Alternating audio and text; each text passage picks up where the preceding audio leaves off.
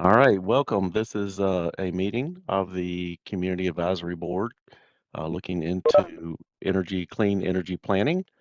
We have to go over today, we're going to be going over the toolkit, looking at energy transportation and one other one, which is escaping me at the moment.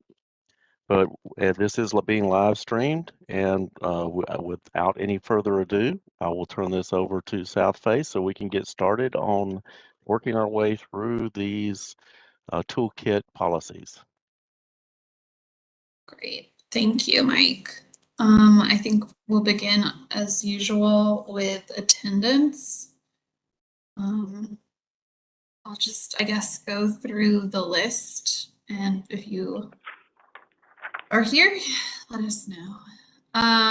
Okay, Athens Land Trust. Anyone from Athens Land Trust? On the list. Yeah.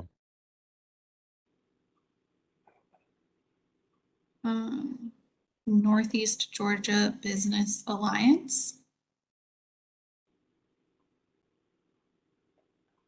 Yeah, I don't see Shane on here either. How about Action Inc?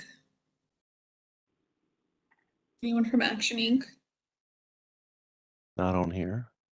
Okay. W&A Engineering. I know Amy's on here. Yeah, here. Sorry, I was muted. Just being quiet. Very unusual, but yes. How about the Athens, Georgia Green Building Council? That would be me, Tom Lawrence. I'm here. Perfect. Thank you. Athens Technical College. We don't have anybody on board from them. Their representative resigned. Okay. 100% Athens. Yeah, I'm here, Michael Songster. Okay. East Athens Development Corporation. I don't see him on the list. Fred's not here. Okay. Athens Area Home Builders Association. Newman, Joma Construction. Thank you. Athens Housing Authority. Charlie's here. Thank you. And then from South Face, it's me, Maria Weber, Megan O'Neill, and Lacey Davis. And then who here is from the ACC? I am filling in for Beth Smith. My name's Connie.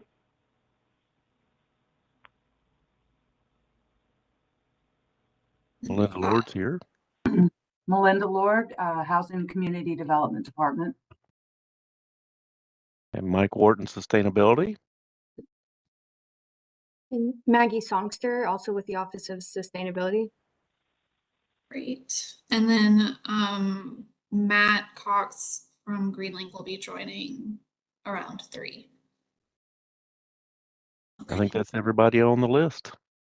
Did we not? Samantha McDonald is here. Sorry, what, Megan? Yeah, Samantha's here. Samantha's here. From Green Links.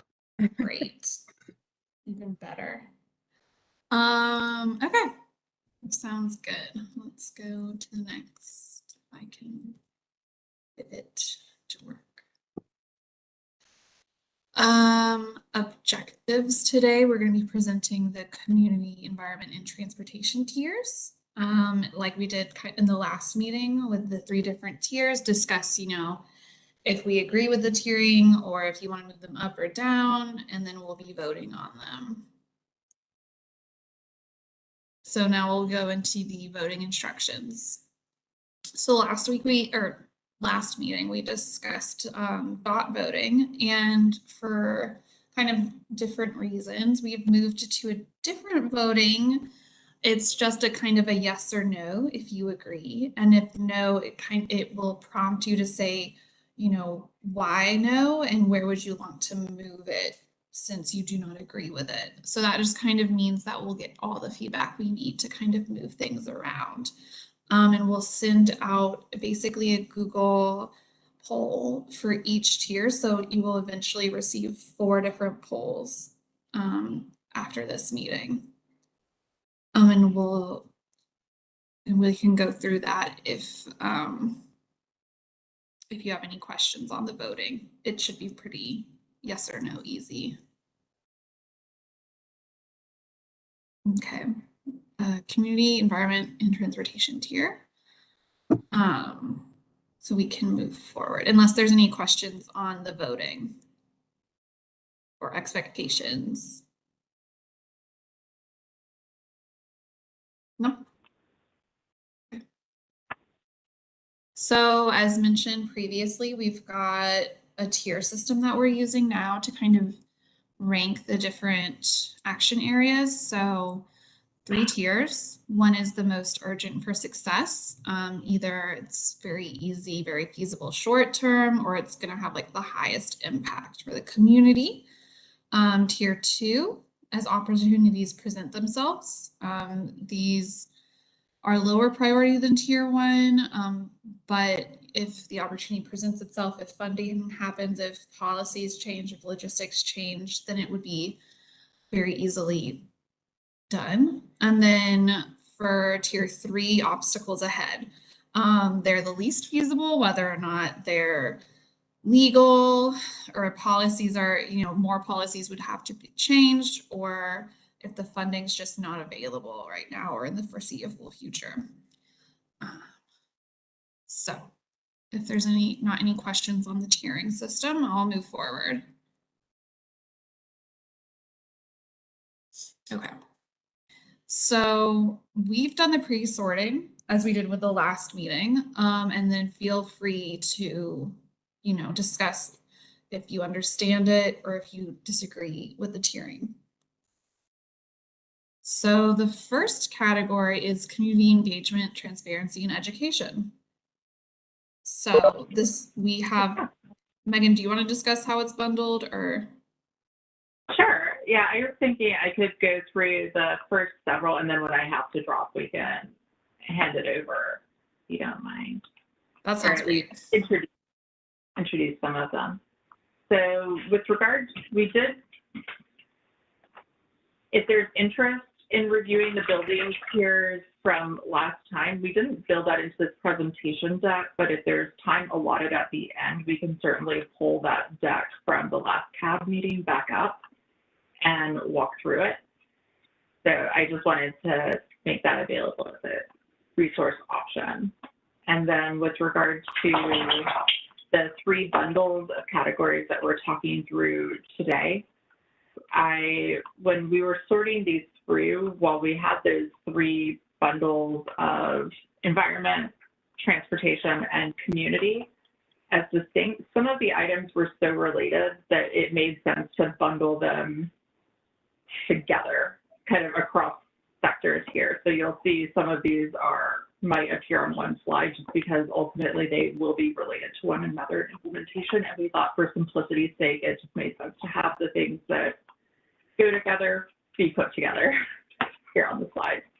So with regard to community engagement, transparency, and education, this is an overarching category around the need to focus on educating the community on all the components of a clean energy transition and making resources available to all members of the community to be able to work towards achieving that transition. And also folded in here is education around just transparency of information. So we've bundled as tier 1 items, clean energy and equity planning, incentives education to promote awareness of existing programs and opportunities, community engagement and communication on clean energy efforts generally, which is ongoing outreach to keep the general public aware of progress towards sustainability goals and create that accountability framework while continuing to engage with the community, and updating and publishing progress on the goals, including things like greenhouse gas inventories. And then for tier 2, we listed energy efficiency demonstration programs because we view that as also very much related to education and community outreach. And with that, I'll pause for initial thoughts and reactions.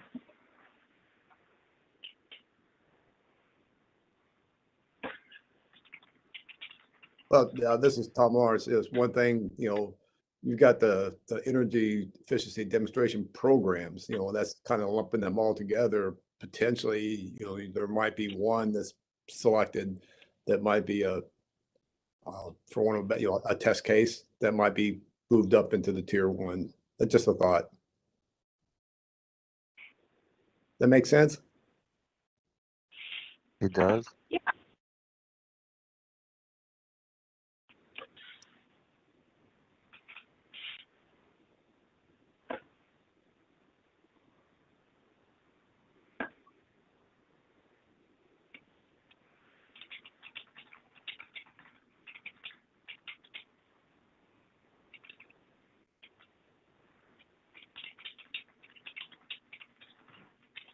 Any other thoughts?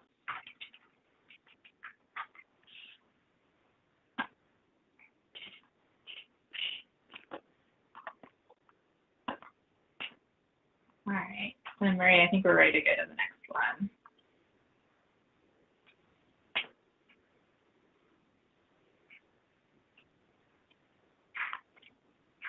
I'm sorry, on the one before, the only thing I can think of is, and I don't know if it's somewhere else, but we do need to probably have some educational programs that are specific to the business and industry industry part of the community.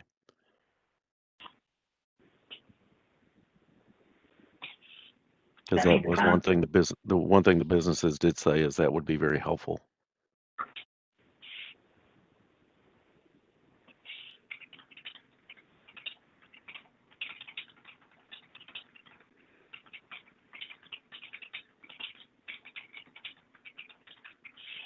I'm making a note of that.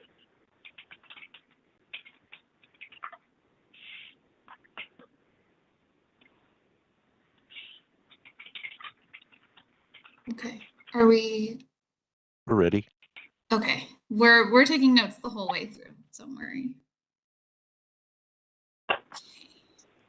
So, category, water efficiency. So we kind of again bundled up some that were very related.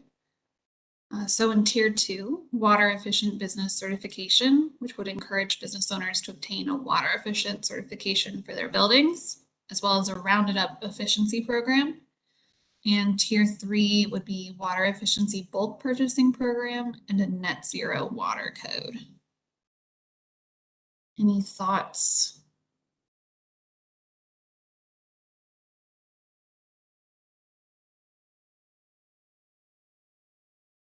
All right, I'll jump in again.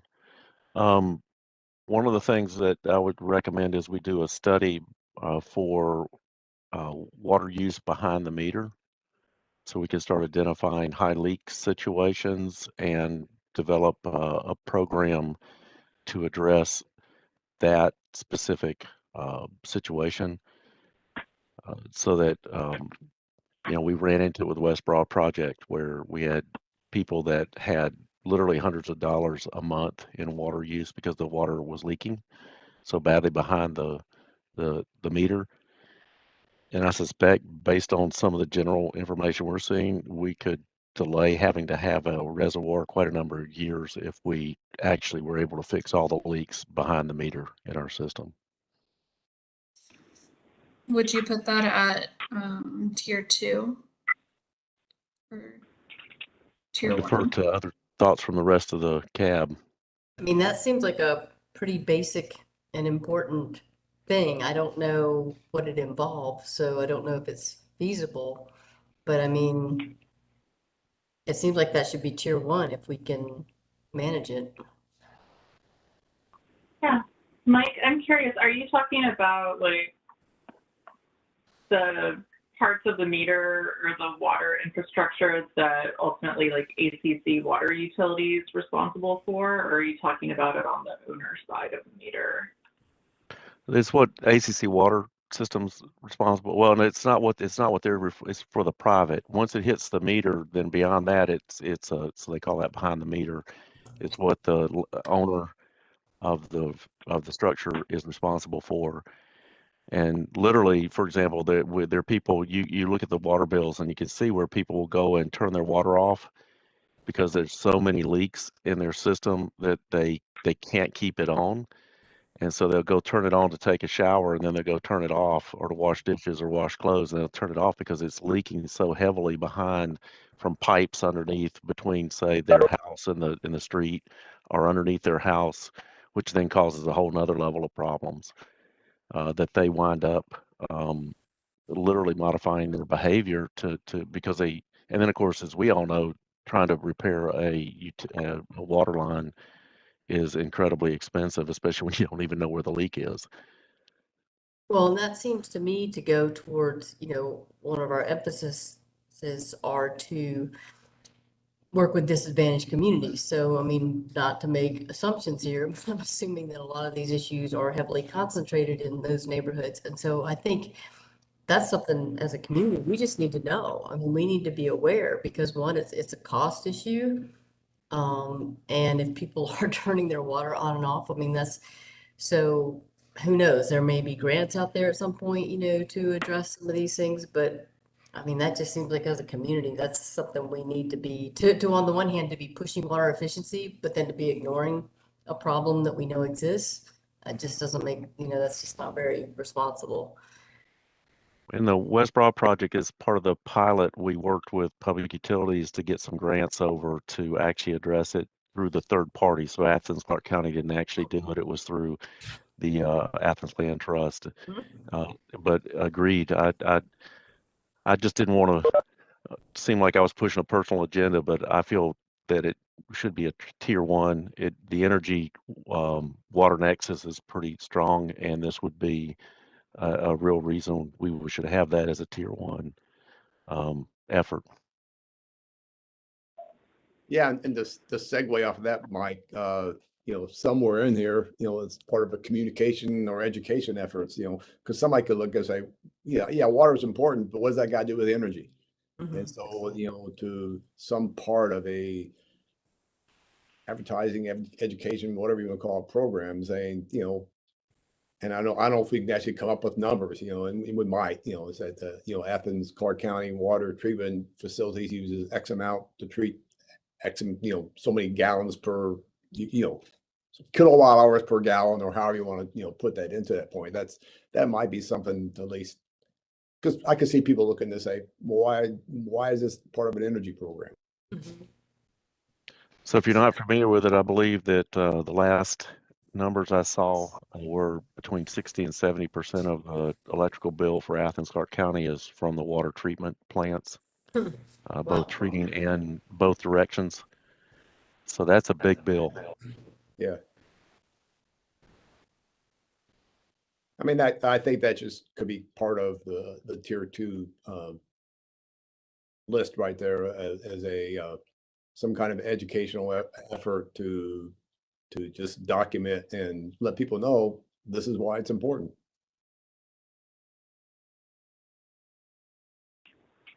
Yeah, okay, so we could add that policy program to tier two in terms of education on like the energy water nexus.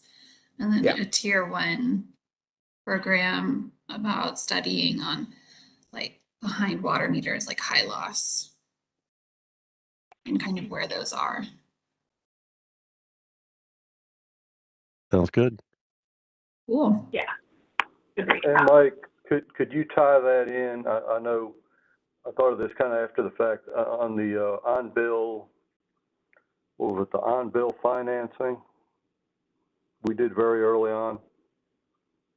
Possibly, because the water leaks are so expensive to fix, that might be somewhere that it would be convenient to use that on-bill financing through the water bills. Oh, that's an interesting concept. I like it. I was thinking of in terms of electric, gas, which doesn't really work too well. But with water, a lot of the things you do with water are cheap enough you could probably finance them with, deferred water bill or something like that. Just something to think about.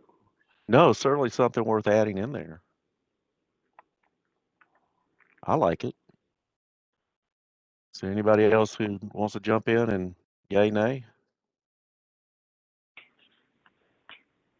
I like it, but I would want to provide the disclaimer that I think that the reason why I asked if this is a municipal building or if it's like something ACC is responsible for the infrastructure of was to kind of get an idea of what ACC gov is theoretically would be expected to pay or own the responsibility of the upstate for. So if you have high loss water meters, when it's on the side of the meter, that ACC gov would be responsible for repairing due to infrastructure issues. And I say this as a water utility customer of a water utility not in Athens, but that fought this fight earlier this year and finally got my money back, and I'm excited about it. But just to make sure that you're drawing that line about who's responsible for what side of the meter, so that if you are making an on-bill financing to address some of these water infrastructure issues available to residents or customers, that it's only for things that they would ultimately be accountable for funding, with ACC maintaining the responsibility to repair the side of the infrastructure and the meter that it owns and operates. So we definitely want to define it as some type of funding program for behind the meter repairs. So once it leaves that, because Athens-Clarke County will fix its own leaks and not charge customers. It's just when it hits that meter, we need to I think what I heard Charlie saying is let's find a way to pay for or finance things people can do at their house and then pay for it with a water savings. Yes, it would still be the resident's responsibility, but it could be a mechanism to help them pay for it. That makes a lot of sense. And within that study you referenced, Mike, would that involve like looking just at bills across ACC to see if there are any like aberrations that need a second look to try to identify who might be paying more than their fair share and not know it? If anybody on the call has not gone and looked at the WaterSense, it's our Water Smart program that Athens-Clarke County has, where you can look at your bill. You can even look at your bill in by the hour. In a lot of cases, we happen to have access across the board to all of them. So when we start doing our looks, you can actually see your water use pattern. If you go on to your bill, for example, you start to see if you have a baseline use of water at a certain time of day when you know you're not home, that suggests that you may have a leaking toilet if it's low enough, if it's steady. So there's just some things you can tell by looking at your bill and just educating people on that and then finding ways to help them address it. To save a lot of money and a lot of climate altering gas production.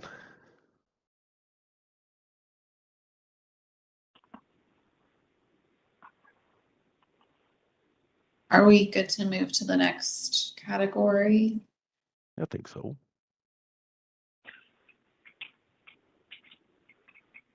Workforce training collaboration. This would be collaborate with technical colleges and trades to develop a clean energy workforce. And this is tier 1.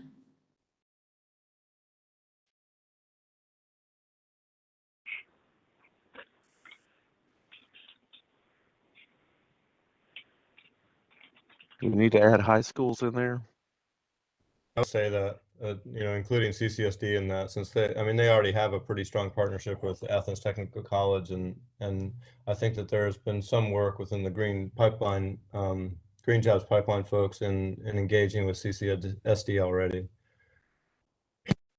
And CCSD is Clarke County School District, and since we're unified government, we also have one single school district as well.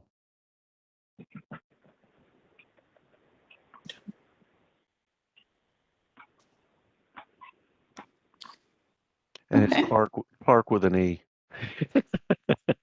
If you're not familiar with Clarke County.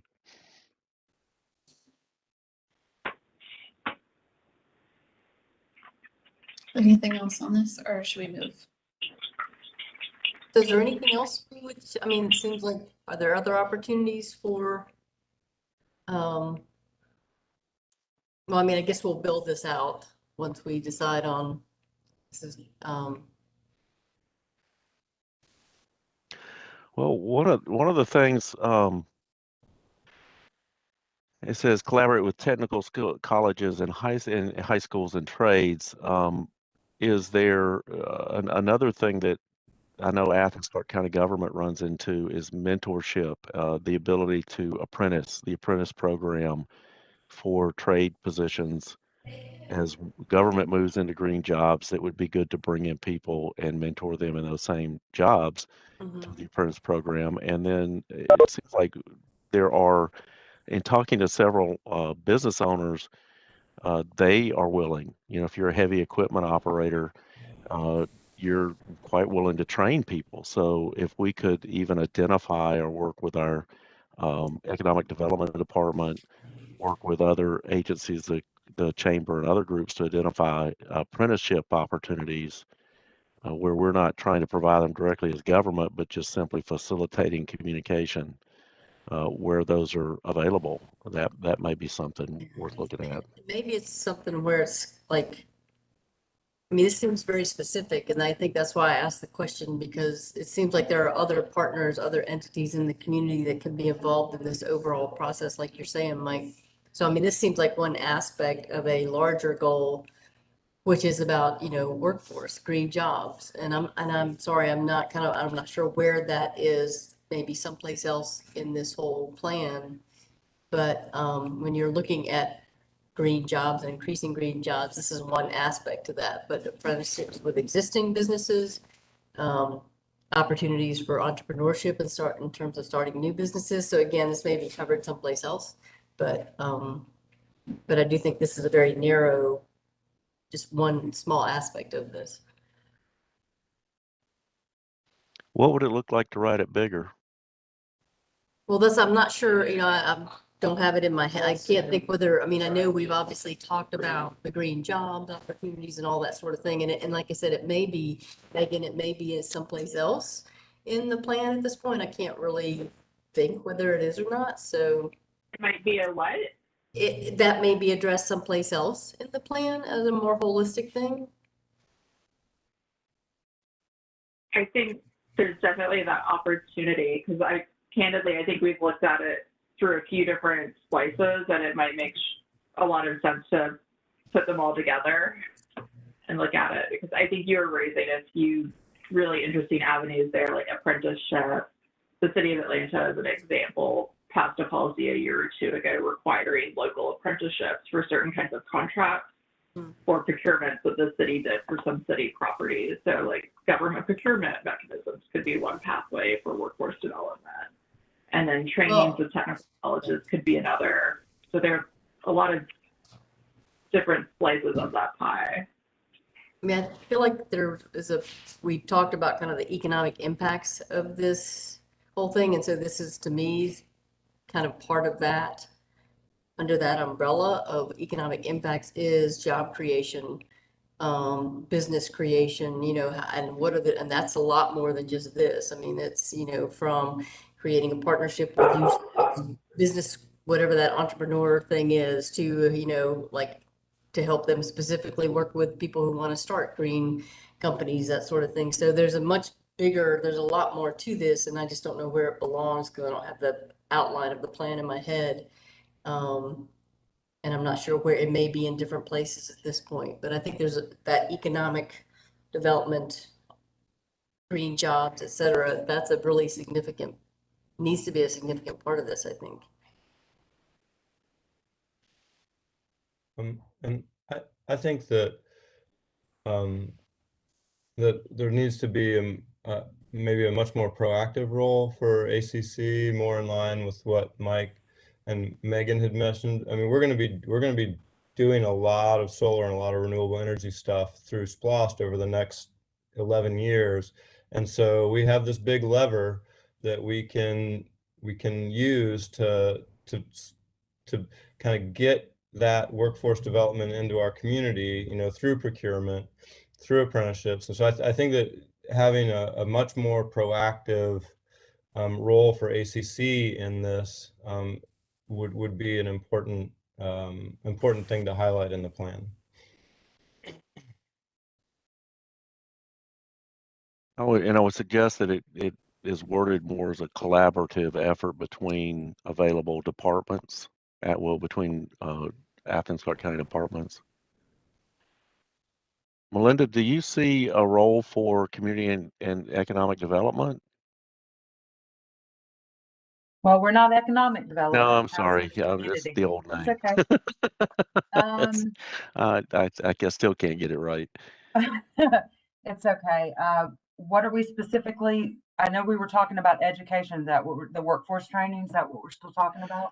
Well, as some of our, yeah, workforce training, as some of our jobs, as some of our grants go out for different kind of projects like housing and other projects that your department administers, is there an opportunity to look at apprenticeships and things being included in some of that, and some of the effort that goes into funding those projects? I think that there is a great potential for there to be collaborative work between the agencies, the nonprofit agencies that are providing micro enterprise, job training programs, business startups. I think there could be a strong connection there between the nonprofit entities doing that work and people that need that training, those skills, and those types of certifications. So there's certainly a potential. So if it's across ACC departments, it would be economic development, HCD, uh, Melinda, what's the name of your department? I'm sorry. Housing and Community Development, HCD. I got the abbreviation right. Uh, so I was only halfway there. So at least those departments, central services would probably be in there. So I think something worded to that effect. Michael, does that sound like what you're thinking? I guess I'm thinking more along the lines of the contractual work that goes into the construction of the projects and stipulating in those contracts some way that there are apprentices involved, or we already have this relationship, collaboratively with partners in the community, and there's going to be some utilization. And I don't know how much leeway ACC has in doing that. But I do think that if there is a way to do that, it does provide a very, very proactive lever where money that we are allocating through SPLOST can be spent and can be used in a way that we are also developing workforce locally. That's really all I'm saying. And Megan, you mentioned apprenticeships, something that the city of Atlanta just did with apprenticeships. Yeah, it was using a similar kind of influence to what Michael's discussing, where you just require it within your procurement. So it's one of the requirements to be a qualified bidder, essentially, in your RFP. You just list out your proposal needs to include some sort of model for an apprenticeship or otherwise, similar to how like some jurisdictions will put together a minority business hiring requirement, which Atlanta has as well. But a lot of these sorts of mechanisms are becoming more and more common. So we would be looking at a tier 1 to include the development of a potential apprenticeship requirement for procurement type thing. I don't know how to word it. Is that what we're asking? Or Michael, is that what do you have better wording?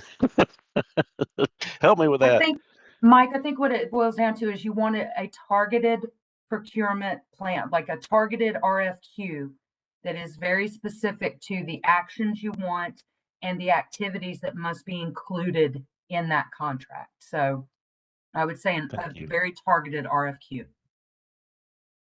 or RFP, however, whichever 3 letters we want to use. What Melinda said.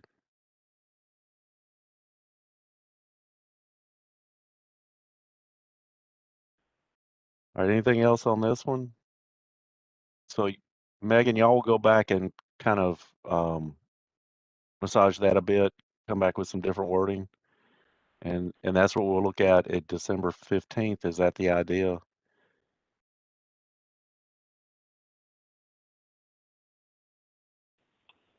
So our Yes. goal on the 15th is to try to get all this in final form so y'all can see it as you have expressed it, and we can get it kind of that final format.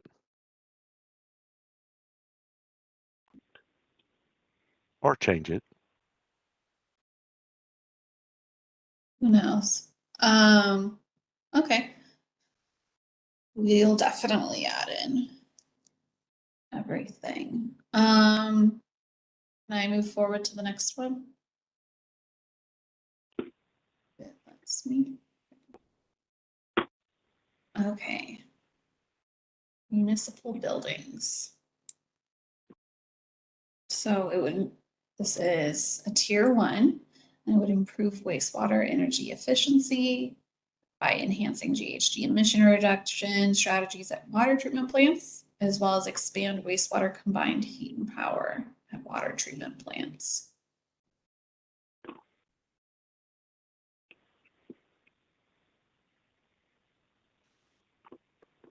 And I'll say ACC is already doing the top bullet through a series of facility audits underway at various PUD sites.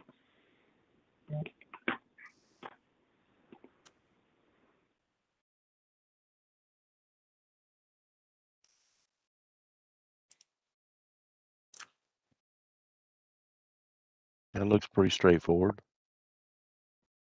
Okay. Let me move forward then.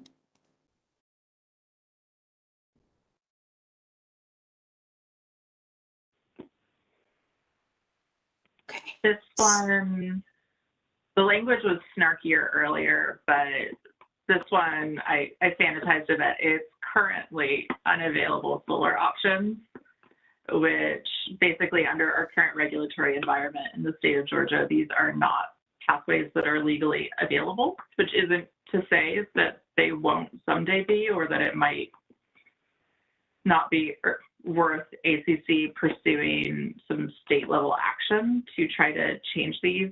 But at this point in time, given the illegality of them and the infeasibility that goes along with that, coupled with relative levels of impact balanced with some of the other pathways that we do consider really strong fits, we rated this as a tier 3.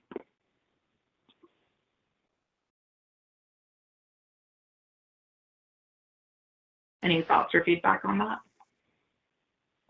I just have one thing, and this may have shown up somewhere else, but I think that there had been discussion earlier about ACC being a SEPA provider for specifically multifamily, and maybe more specifically low-income multifamily projects, which, as far as we understand at this point, is legal. And so I don't know if that idea shows up somewhere else because it's kind of tangential to the notion of community solar, but I do want to bring that up again. Sure, and we touched on that a bit in the last meeting under the Green Bank concept, which listed a whole host of different services that ACC could help tee up for financing. I apologize. I wasn't here last time, so thank you. No, but it was just touched on, but I wonder, does it need to be out there at this point, called out a little bit more? I don't know, but at least as an option for us to pursue that approach. What do you think? Does it need to be emphasized a little bit more? Because under the Green Bank, it really, I guess we didn't elaborate as much as or get as specific as Athens-Clarke County providing that specific service. Yeah, so I would say we should emphasize it as much as we possibly can at all points, because I think it does provide an opportunity where we can have direct impact in the community. And it is a little bit on the outside of the envelope as to, I think, what people are thinking. And so I'm not sure that we can say it often enough and keep it kind of front of mind. But and then as far as and maybe there's another place for this, but those things that are currently not available to us because of legalities, is there some way to more emphasize the priority of advocacy for changes in those laws as opposed to just acknowledging that it's okay. There you go. Thank you.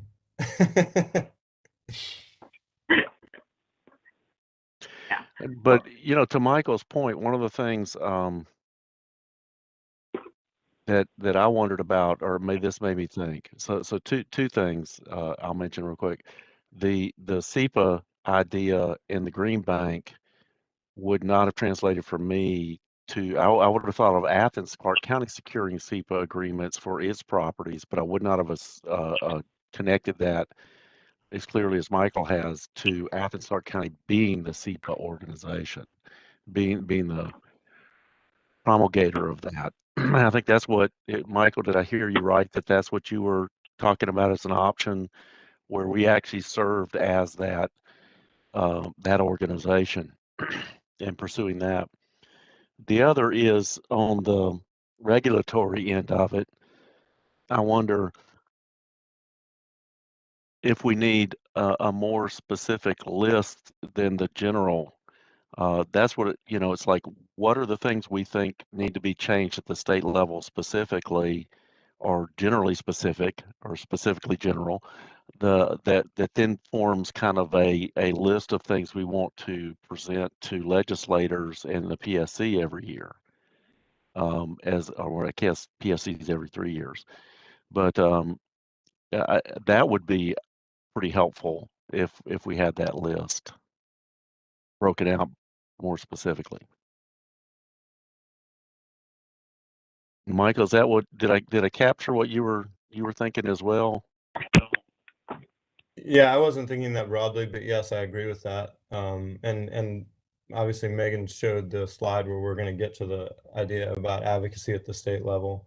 But yes, I do think a list specifying, what we currently can't do but would like to do would be worthwhile.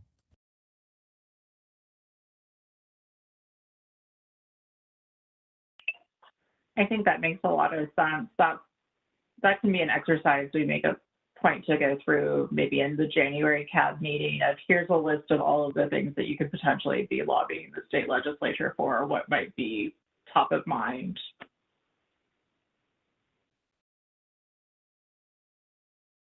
I like that.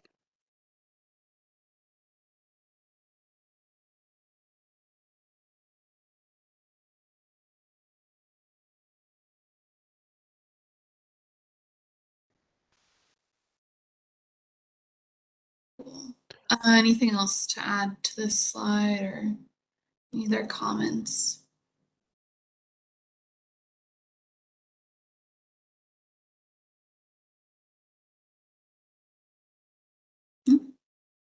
Okay. I'll go ahead and move to the next one then, if everyone's okay. Okay, purchasing.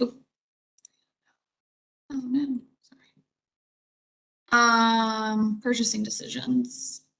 Tier 1 would be renewable energy credit procurement, or divestment of ACC pension fund away from fossil fuel investments, and tier 2 would be carbon offsets. Any thoughts or comments?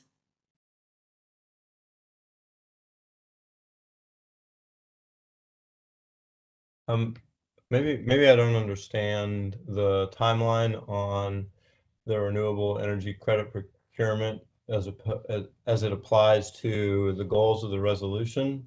But it seemed, I guess my understanding was that like we were going to be doing all that we can to actually reduce the reliance or the use of fossil energy. And then in order to kind of balance out what we were unable to do, we'd be purchasing renewable energy credits. Is that something actually that would start at the very beginning? The reason we rated the REC purchase as a tier 1 is just because right now, given all of the constraints that we're aware exist, we don't really see a scenario where you don't have to purchase renewable energy credits at this point in time. So it was kind of a automatic tier 1 for that reason. Not to suggest that we think it needs to be prioritized, but simply just as a matter of reality at this point in time.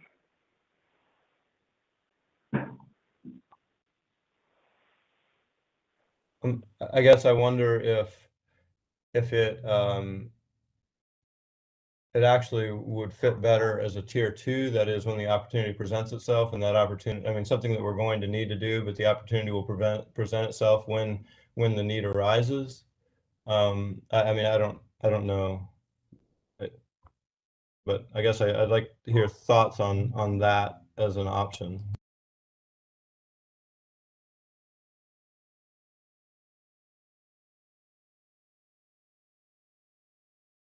Anybody want to share? I mean, I hear what you're saying, Michael, as far as, like if it's there, if it's already a tier 1, maybe it's too easy for us to rely on that. And just because it's a tier 2 doesn't mean we can't do it whenever we want to, or need to. But it does kind of take it away from being an emphasis, I guess, of our strategy. Is that what you mean, kind of? I actually don't think anyone is going to be eager to run out and buy them, because you have to spend money to do it, and we will Yeah. try to do everything that we can to do other things, I think. But I'm really just thinking about it in terms of its best fit, and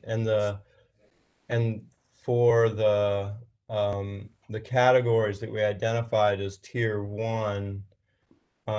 You know, the criteria that we identified to put something in tier 1, it seems like it doesn't necessarily fit there. Like, you know, the community benefit or the greenhouse gas benefit, or, you know, all of those things, it doesn't seem like it fits. I mean, I understand that it will be a necessity. I'm not denying that. I just think it may fit better on a tier 2. Kind of expanding out on that too. I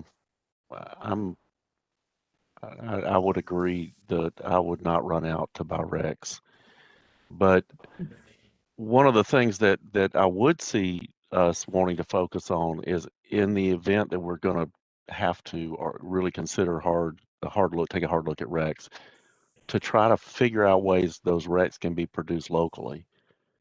I think that would be a tier 1, that in the event that's what we focus on.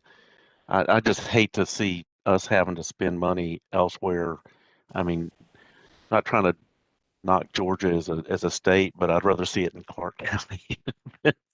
You know, spend the money locally.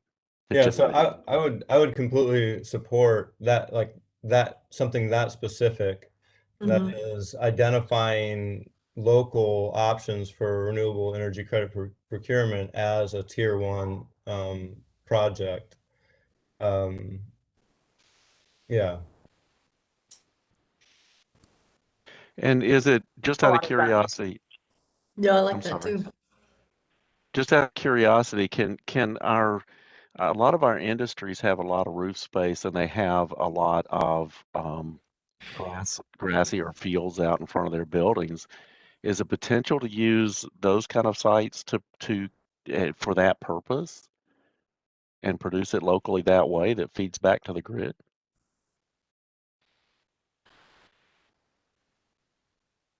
I've heard others refer to that as solar prospecting, sort of, as scouting out local roof space that you could get rec credit for. So that's certainly possible, or you could even draw a geographic boundary of sorts of preference.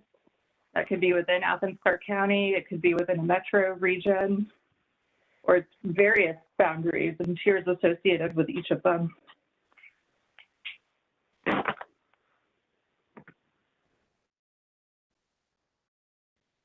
So do we then add the renewable energy credit procurement just alone as a tier 2 also? Yeah, I think it would make sense to maybe split it up to a few different rec categories of local, like tier 1 could be local rec opportunities, tier 2 could be non-local, or you could maybe even have 3 tiers of 1 is ACC, 2 is Georgia, 3 is national, something along those lines.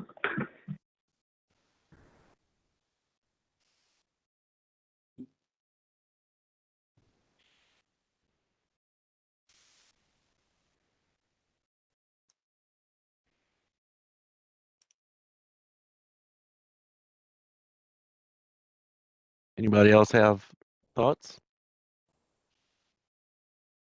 about this? Sorry, I'm still recovering from my eating stupor from the last week. Cool.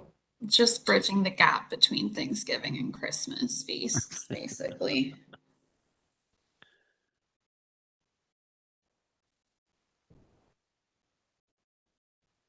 Anything additional to say?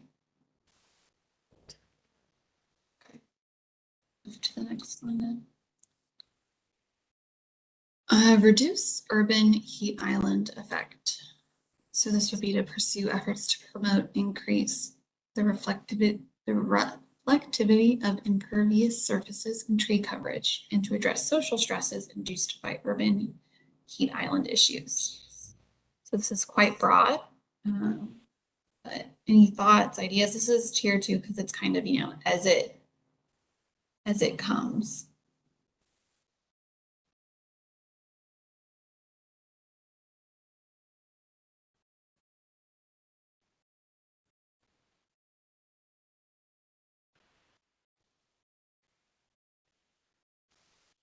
All right, now you guys know I'm gonna since I am somewhat of a Lorax, I'm gonna go for green infrastructure as a tier 1 because I really think it offsets pretty significantly, and there are opportunities there to push that program, especially with some of the infrastructure bill coming through. I think we can do a lot along those areas. But that's just me. I feel like I don't want to be. I will unabashedly push it, but it is one person in the group. Yeah, what can the wording of this something seems off. Is that just me or what is there?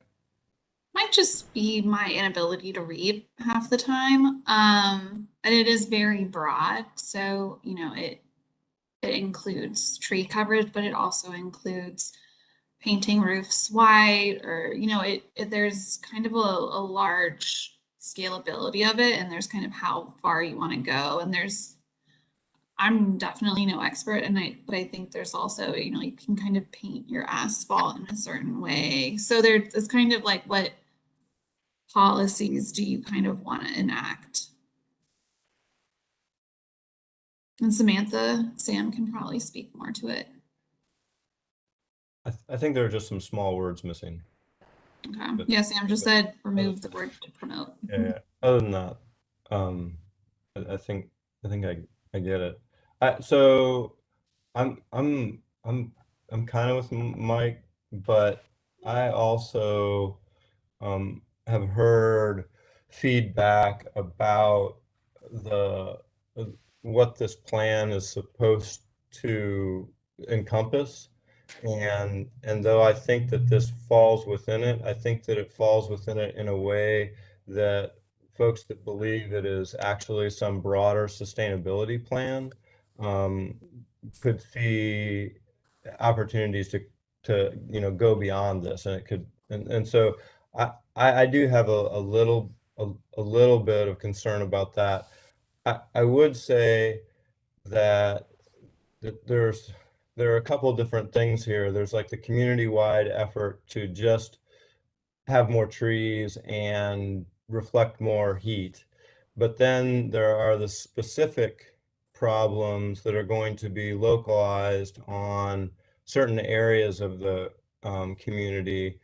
And it seems as though those two might actually be separable. So if we have specific communities that are suffering from a lack of tree coverage and more heat, we may want to make that a tier 1 effort to focus tree planting in those areas, for example, whereas the general goal is a tier 2 project to do it as we're able.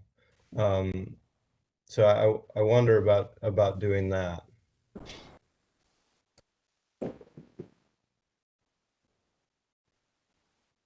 Any other thoughts from other people? Oh, Amy, sorry.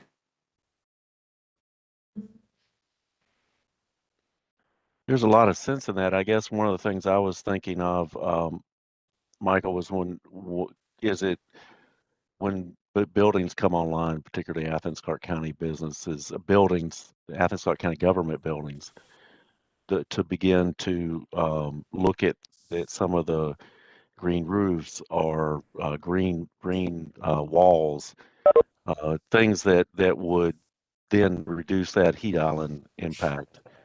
So I was kind of thinking in those general terms again when I was being the LORAX, it was really not around green infrastructure broadly, but green infrastructure targeted to urban heat island was really what I was thinking of those kind of green programs to address those.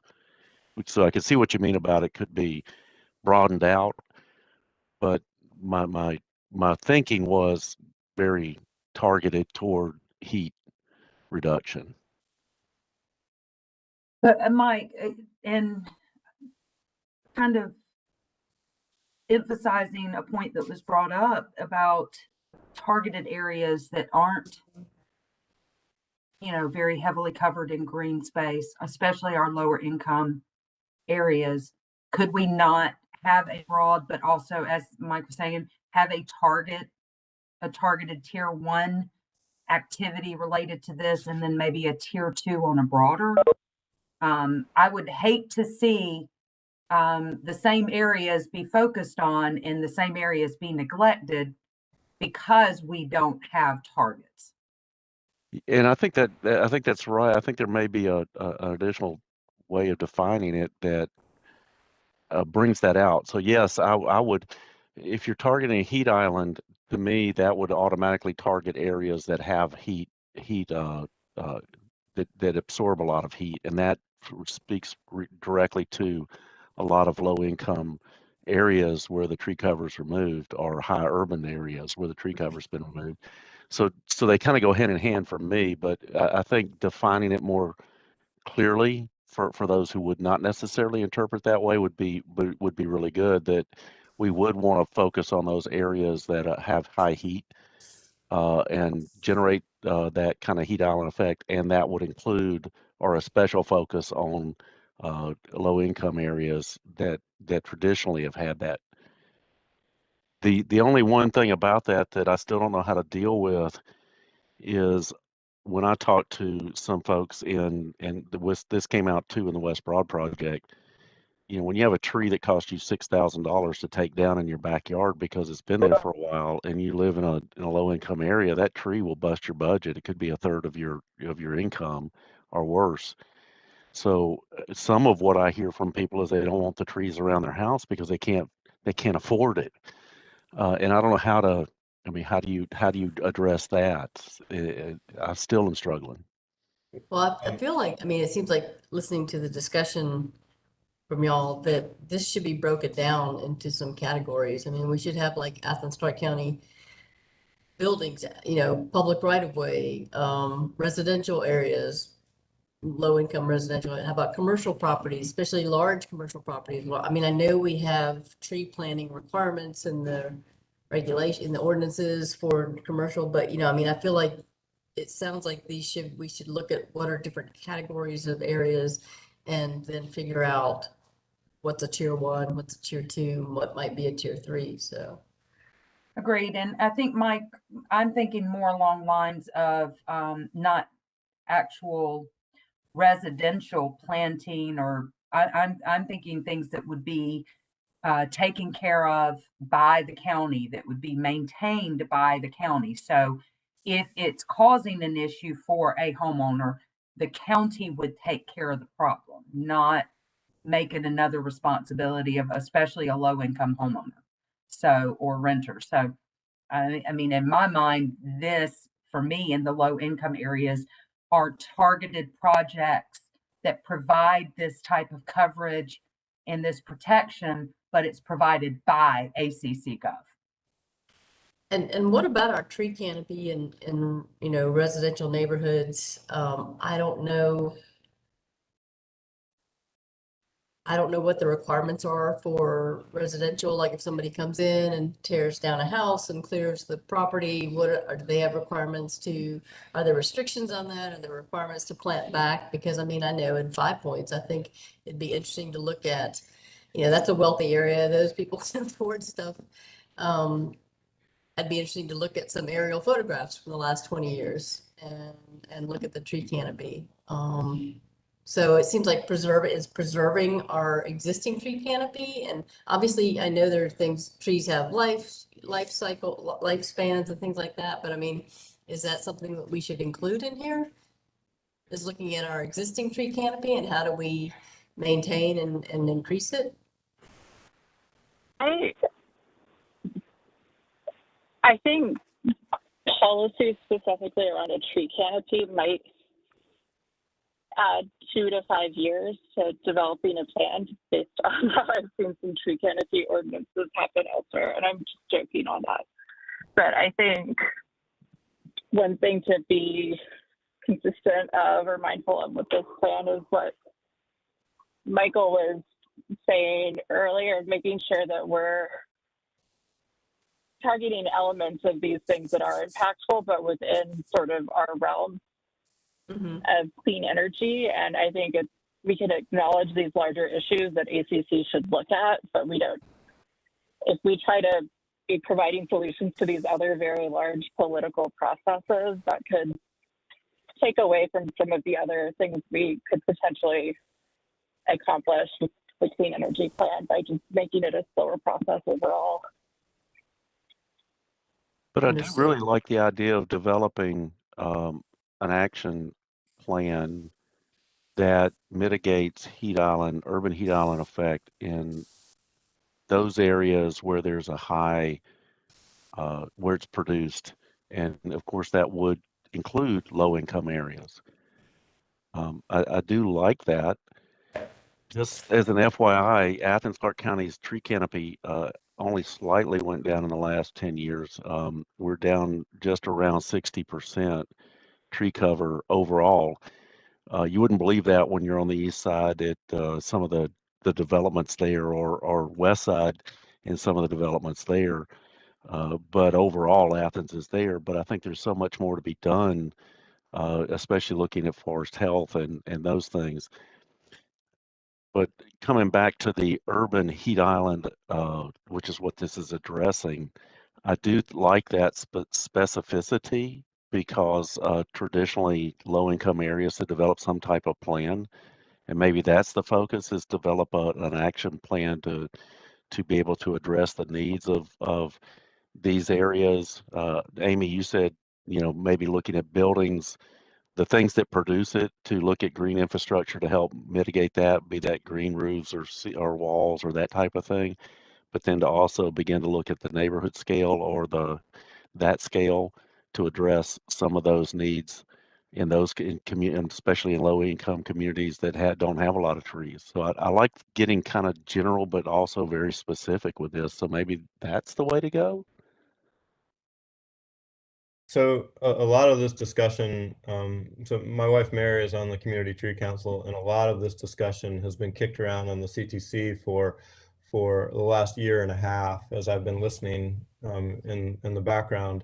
And one project that they haven't managed to get off the ground, but there's been a lot of discussion about, has been specifically addressing the maintenance of private trees for low-income homeowners, and having the CTC serve as a conduit for ACC funding that would then go to nonprofits that would then do the maintenance of trees, and so I think that I don't know how to word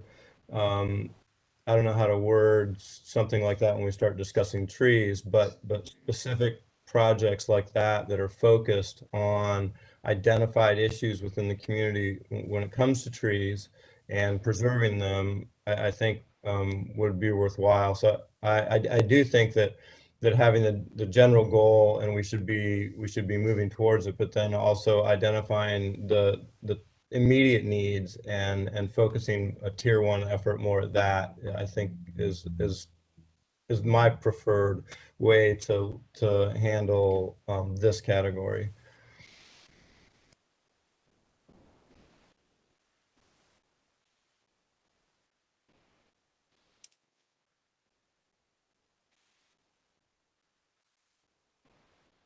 Yeah, okay. We can definitely make kind of a tier 1, tier 2. The tier 1 being more specific and targeted, whereas tier 2 continues to kind of be an ongoing. Does that sound good to everybody? Sounds good to me. Is everyone comfortable with me moving to the next? Yep. Yeah, I'm gonna throw something up, just some wording that is rough. It's extremely rough. So for the last one. Do you want me to stop sharing then, or? No, go ahead.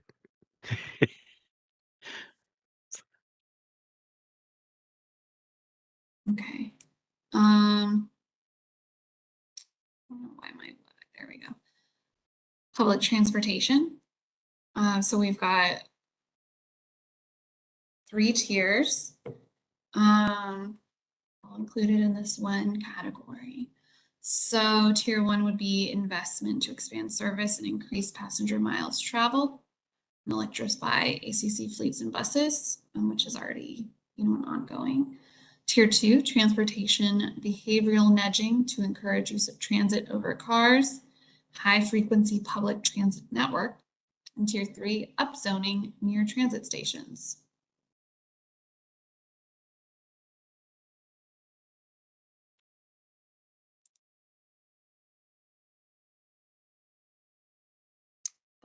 Is upzoning is for more dense development, is that right? Or what is upzoning? What does that mean in Yes. Yeah, that's correct. And we ranked it as a tier 3 just because due to like Athens' layout, and the lack of widespread transit stations, it's just less applicable to Athens than it might be as a policy pathway in a denser city.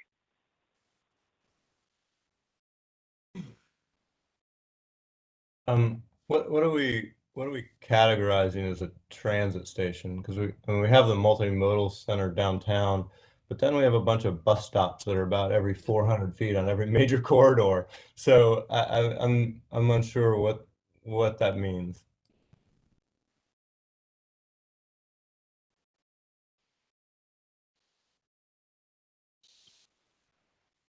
Sure, and I know Matt's joined too, so by all means, feel free to chime in on these maps. You can see the screen better than I can at this point. But when we made that identification, it was focused on that one transit center that you were talking about. And some of the other items identified on the slide tap into the bus route optimization and making routes more readily available to more residents. I mean, maybe there needs to be, I just lost it, for school, what's the program about looking at increasing pedestrian access, walkability to schools? Safe routes to schools. Safe routes to schools. I mean, it almost seems like a safe routes to public transit, would be rather than transit stations, because like you said, Michael, I don't know if there's ever going to be more than one true transit station, but I think there, just having gone through this T-Plus thing with East Athens Development Corporation and being involved in some of those conversations in North Athens, I mean, the access to, there may be bus stops, but how people can get to those, the lack of sidewalks and all that is really a big issue. And I'm sure there's people looking at that, but I think if that becomes part of our project too, it just adds that much more weight to the need to, having bus stops is great, having electric buses is great, but if people don't feel safe using them, then, behavioral nudging isn't going to help. So yeah, safe routes to buses, maybe that needs to be a thing.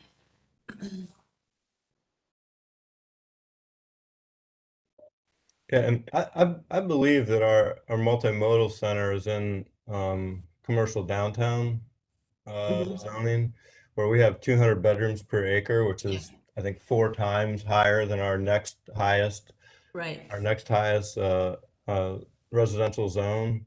I wonder if maybe it makes more sense for Athens to instead of identifying a specific policy here, to talk about the relationship between zoning and density and the use of public transportation generally, or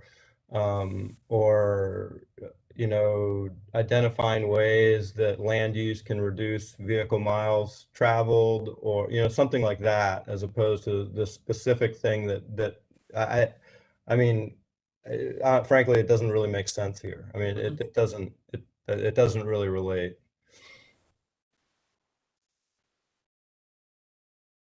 Well, and once again, piggybacking on what Michael is saying, you know, you've got some areas that have a bus stop every, you know, two meters, and then you've got some areas where you have high poverty, high use of transportation, where there's not a bus stop for 2 miles. People have to walk 2 miles to get to a station to get on a bus. So you can try to behavioral nudge all day, but if somebody's going to have to walk 2 miles in the rain to get to a bus stop, they're not going to do it. They'll find another way to get where they need to get. Right. Well, and like I said, I mean, look at Lexington Road, and you can look at the couple of bus stations that are out there, and they're islands. You know, Yes. you're talking about a 4-lane road where people are going 50 miles an hour. There's no sidewalks. And how much do you expect people, and people do because they have to. Well, and that's walk also those been a bus part of stops. that Lexington corridor upgrade, has it not? Adding Probably. sidewalks on that whole area and adding some bus stops there. I don't know how far we are in that development, but I do remember it being a part of the plan at least. Yeah, and I think T-Splosh, I know there are some proposals in T-Splosh that relate to this, but it seems to me that it doesn't hurt for us to pile on. You know, even if it's being dealt with in other places, but that obviously providing energy efficient mass transit is awesome, but you have to make it accessible. Agreed. So, Highly and I agree. think that's, you know, that should be, whether that's a study that has to be done, I don't know. But like I said, I know others being dealt with in different places. I don't think it hurts for us to pile on. So. Yeah, there are two specific programs that are the Greenway Network Plan that looks at off-road trails and paths that provide access, and the other is the Athens in Motion plan that looks at on-street or near street, next to street access. I'm kind of going where Amy and I think all of us are going is that we need to promote it. We need to create be part of the comprehensive plan to address it. But as an energy plan, it's not. It wouldn't be a focus in itself. I wonder. Well, but I mean, if people are getting, but we're saying here, we say it is because we're saying people getting out of their cars and onto mass transit is an important part of our plan.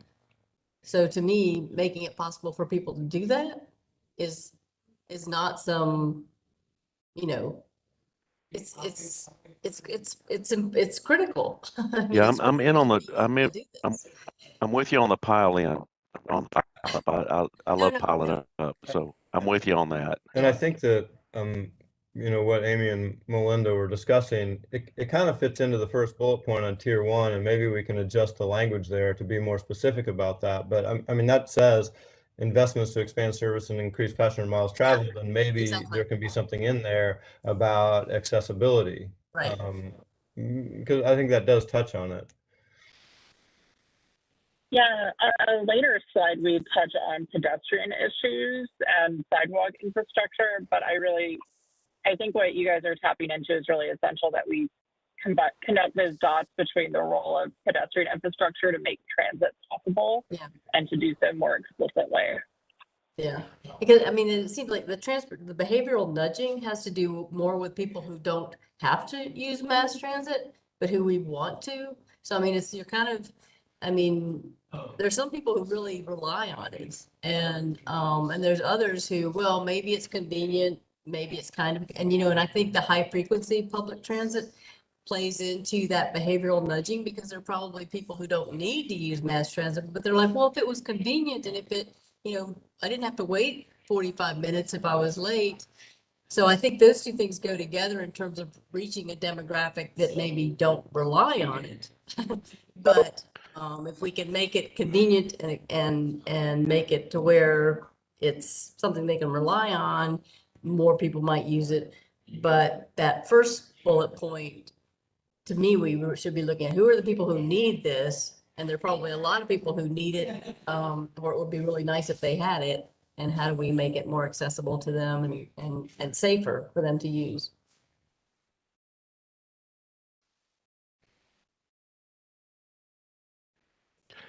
One, this is by way of a little sharing, as I learned, because I was worked closely with the transit department to try to develop a couple of, they refer to them as micro transit routes. So essentially, it's transit on demand, where you call in and say, do they have the bus stop set in certain locations? And you call and say, I'm going to be at the bus stop, and they tell you when they can be there. And it's kind of cool. Unfortunately, the two that were submitted for T-SPLOS, two of them that I worked on with transit didn't get passed. So, or at least they didn't get to the top tier. But that I'm just letting people know there's you don't have to have a full transit route. There's also this micro transit opportunity that is also out there that's adds another dimension to the effort.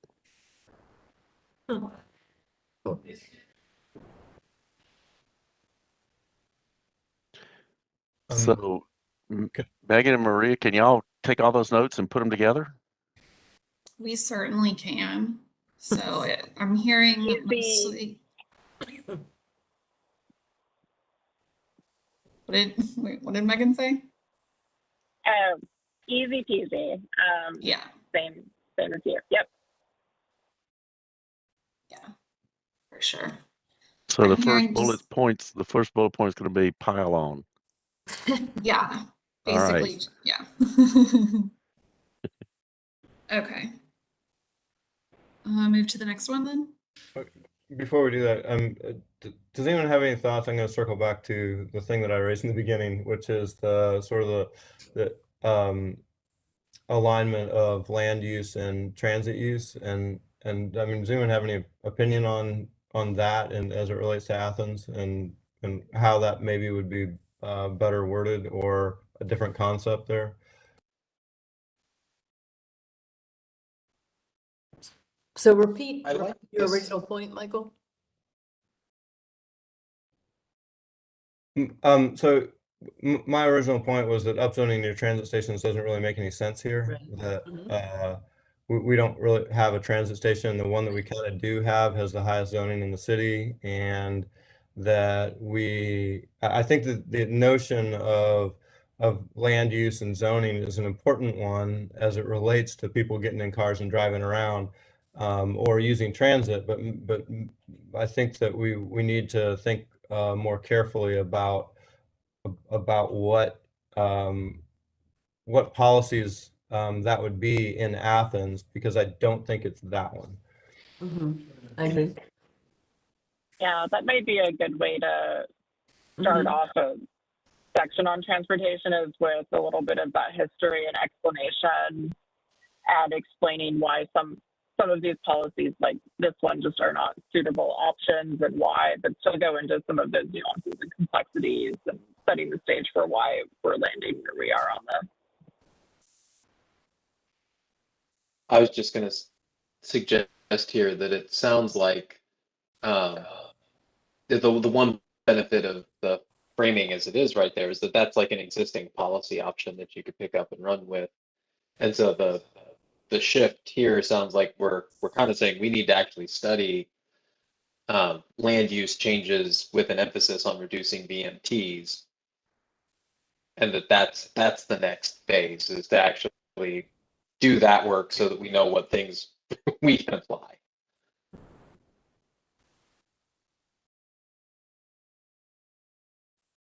Well, let me ask this probably off the wall question, because for some reason when you were talking about this, the first idea that popped in my head was that charging station on Lexington Road where you're supposed to, what is that for? Is that for UGA games where you can park and ride?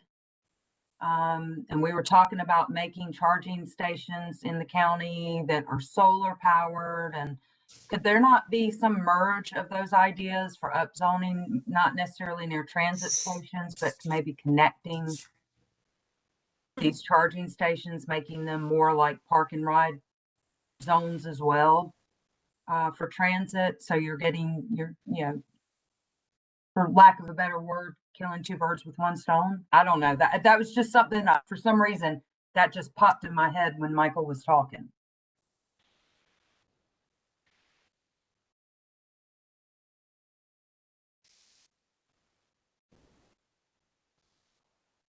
Just as a little background on that, when I read through the transportation bill, Build Back Better, and it does have some significant funding for charging stations.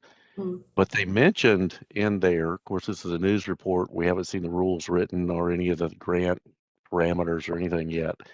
But they talked about placing chargers based on modeling.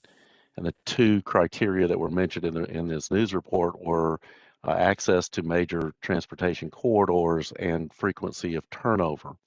Interestingly enough, about a month and a half ago, we started out of the sustainability office with that very question: is if we're going to put in charging stations, where are you going to put them? And so we've actually started down the road of modeling, creating kind of the parameters for the modeling and working with folks. We're going to be trying to work with UGA as well to create just that very thing of modeling out where it would be.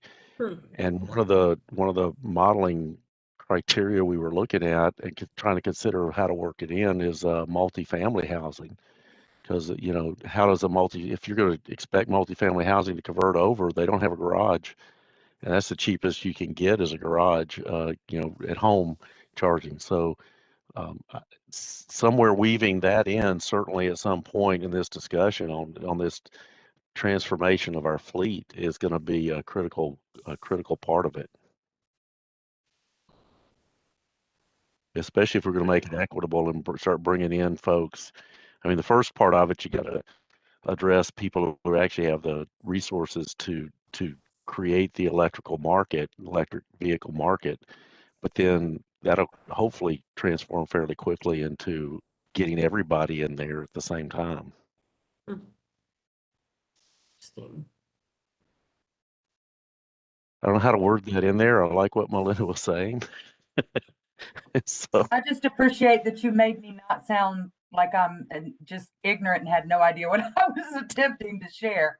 Thank you very much, Michael. I appreciate that. no, it's a God. I wish we had a blueprint for this. It'd make it so much easier.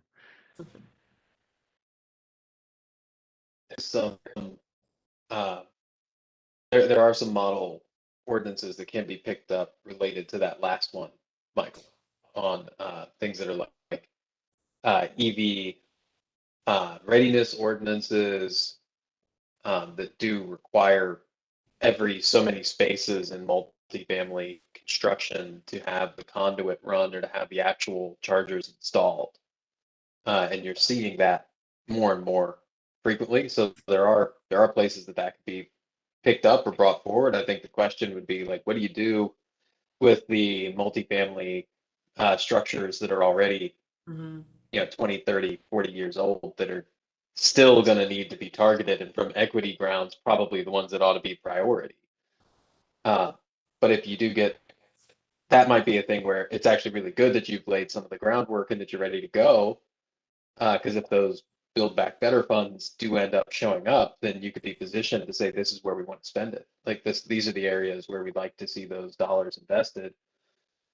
So that maybe new construction's got some requirements on it and the existing ones qualify for some assistance.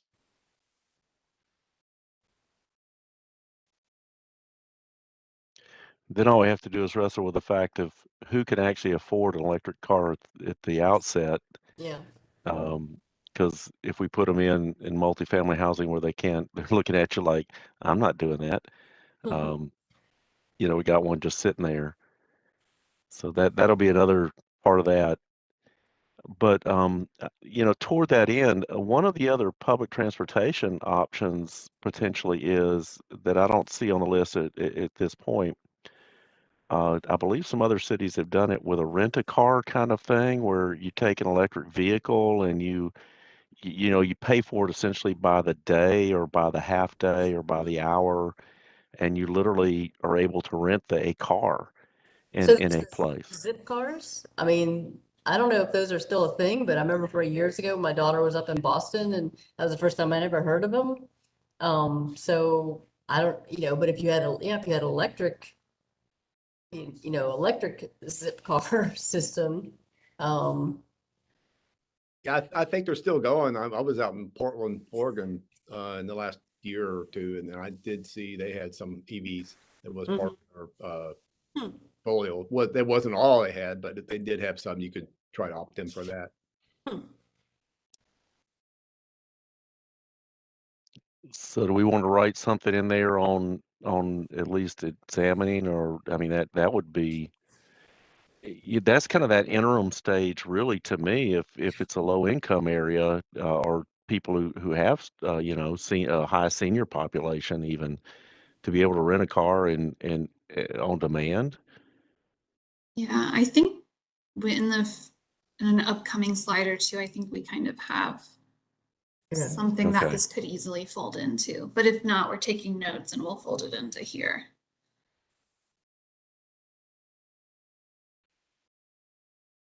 Are we good to move on?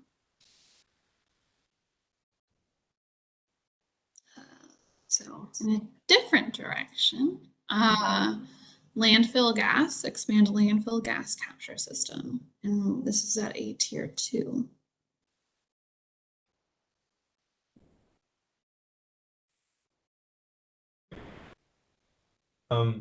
So I guess maybe I'm ignorant on this one. I don't know if we've discussed it, but ACC does capture landfill gas. Are there areas where we are not capturing it and we're burning it off or doing something at this point? Does anybody know? I know they put it in and they're capturing it right now. I don't know if there's any excess that's being. Yeah, I if don't memory think they burn it off. if memory serves, this was an Andrew Saunders addition to the list, but I believe he was implying there's room for additional action here. Yeah, they're definitely capturing it. I do believe that it is currently being used. I don't know if there's access, but they are definitely using this right now. Well, and as they close off as they close off a tier, that would be, I mean, an area that would be the chance to expand it. Yeah, I mean, that was done, roughly 10 years ago, I think. And I also think that it was done as for want of a better word, ACC invited a private company to come in. We might have installed the capture system, but they basically installed the equipment. They generate the electricity and sell the electricity. So it's kind of a public-private partnership. And if that really truly the case, and we did have tier, like using your word tiers, that extra space coming available, that's kind of a no-brainer that you would do. It was a limited cost, that could easily maybe move up to tier 1 if that were available. Yeah, I think I used tier and I meant cells. That they Okay, close a okay. cell off. Yeah. Sorry about that. We're Got using my, the same word got my, twice, but I understood what you meant. yeah, I just couldn't think of it at the time. I was not very mentally nimble. Yeah, and I don't remember the exact time, but I really do think it was close to 10 years ago. So it sounds like it needs to stay at least as a 2. Yeah, at least a 2. Yeah. Okay. Am I okay to move forward then? Traffic congestion and density considerations. Decreased parking requirements, commuter carpooling incentives, low emission zones, parking management and pricing, and congestion pricing.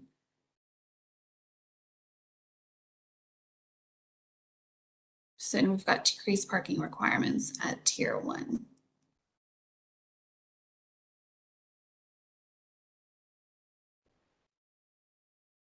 What do you mean by that? What does decreased parking requirements mean?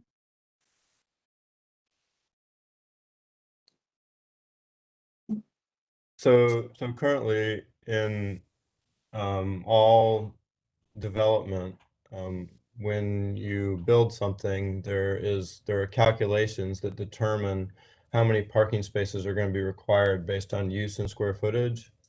And so decreasing that would likely alter those calculations according to some, rubric to be determined that would require less parking, essentially. And in some places, I think Buffalo several years ago eliminated all parking requirements and made it essentially a development decision. That is, if you're putting something in, you would know how much parking you think you need to make it a viable business. And so it could be anything from that to just reducing the requirement from its current place.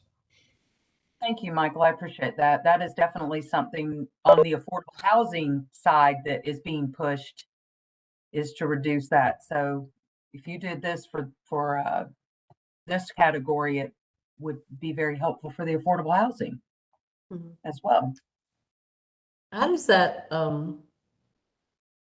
it seems like this is kind of got a lot of things mixed in, and it's not necessarily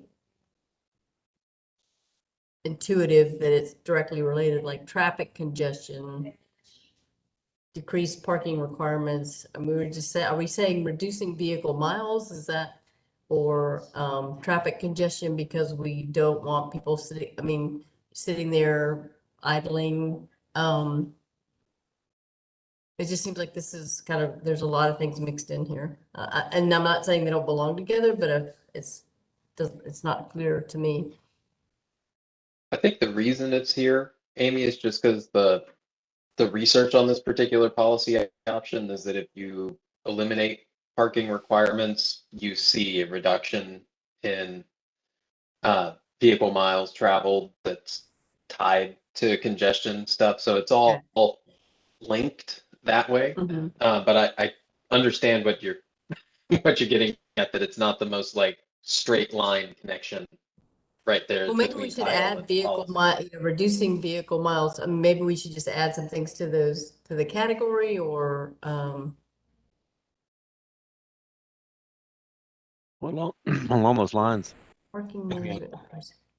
what about, I mean, to your point about what traffic congestion, part of that would be reduce idle time, which would reduce, could be achieved by reducing the amount of time you spend sitting at a light, which means that we should promote our lights to be much more traffic sensitive. I know a lot of them have been converted to that so that they monitor traffic and the length of time idling, and then they'll change accordingly to try to keep the traffic moving. So I know TPW has been, Transportation and Public Works been working on that, but and I think that's also the push behind traffic circles and that type of thing as well. So I could see if the idea is kind of twofold, is one, reduce the amount of traffic entering the roadway, which creates congestion, and then getting that traffic in the roadway to move smoother to reduce the amount of time that they're on the road or sitting and idling, would be two of the things that would fit under traffic congestion. Yeah, it's kind of like traffic flow. I mean, looking at traffic flow and issues with that, and I mean, there's probably multiple things that can be looked at to reduce, to improve traffic flow and to, I mean, I know that these are just highlights, and I know these things will be fleshed out in the plan, so I understand that. I just, the parking management and pricing, I assume that means that we would be trying to price people out of wanting to park their car, or is that what that means?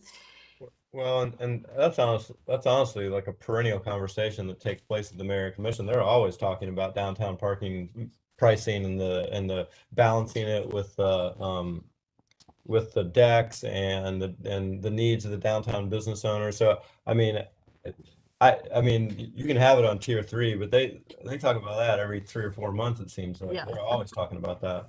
So, and I don't know how effective that is as an effort to reduce that. And the only place I think we really have that lever to pull is downtown.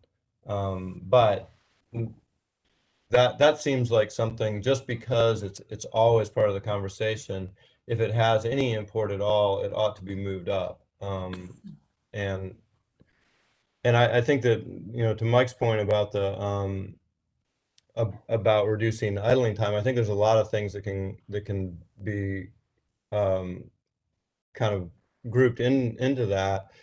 I mean, you discussed traffic flow based on light timing and the needs of cars, but roundabouts also do that. They, reduce idling and reduce the amount of emissions at intersections. And so so that may be a category that's a little bit broader about exactly that, just, using intersection management to reduce emissions. I think I mean, to me, the category, we might want to think about retitling the category, because I think, I mean, traffic congestion is something that causes, maybe low emissions or something like that, something that's a little more directly to the point. Because reducing traffic yeah, I mean, I don't know, maybe I'm just being particular, but I just feel like it would be more clear to say reducing or lowering emissions, somehow, or just being a little more direct with the category so that it's more obvious what we're trying to do.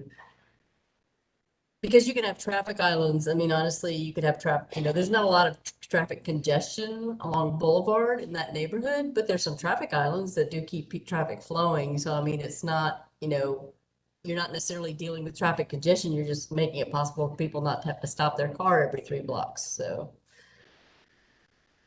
Yeah, we can certainly change the category name, and then you'll see that in December 15th, just so we can go through. and to Michael's point about the parking management and pricing, I mean, if that is significant, maybe we should be more specific to say downtown parking management and pricing, because I don't know if that's true any place else. Or if we are thinking that we should begin to, look at other areas, normal town, or if there are other areas, are we talking that we want to look at other areas where we start to increase the cost of parking? So, Well, realistically, the only group managing parking is the downtown authority at this point. mhm. Everybody else is getting parking for free according to the business they go to. And is the idea with that kind of like the Peach Pass, when parking intensity goes up, the price goes up, so that there'd be peak times for prices and the prices would drop Mm. over time? Is that kind of what that's about? You see that happen, then that could fall under this. You also just see cities turning around to say, and we haven't charged for parking in these areas before, and now we're going to start to do so. So kind of both of those would fall potentially under that heading. Is there a affordable parking management system that could be put in that then would also allow for expansion of parking regulations to other areas? Without shilling for individual companies, there are several apps that do allow for that kind of monitoring and pricing system to be deployed. So they can integrate with like Google Maps tracking of how busy a particular area is and adjust the price automatically. Can they identify spaces that are open? Or is They that can. that's the next tier? Well, I No, guess you can do there are anything for ones. at a There are price. ones that will do that. I mean, I think you have a little bit of a question as to it's probably available is how they would phrase it, because you will have people that will park in a space that they have not paid for. right? So you may show up and somebody's there who's just not supposed to be. So they can't guarantee it, but they'll, according to their digital record, that space should be open. Is that the kind of thing we're looking to investigate? Would that be like a tier 2 effort to look at those kind of systems and as a way of again reducing actual traffic or cars? I think that a few years ago, the mayor and commission considered, I think they were going to be sensors at the spots, and they would zero out the meter if it if you left and you still had time on it. Mhm. And people were just horrified by the fact that they couldn't sneak in and get like 20 free minutes. And so that never happened. I think there was relatively significant cost, and I'm not sure that the additional revenue necessarily covered it. But I I mean like I said, it's something that gets discussed a lot.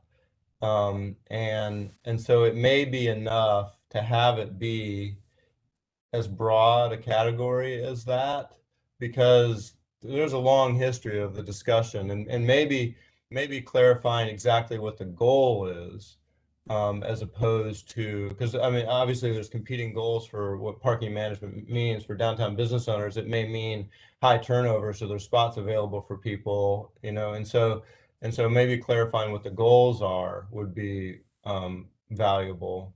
But I think there's enough history of discussion that there's been a lot of talk about it, and there will continue to be talk about it, and maybe we should just put our spin on what we think the important consideration is.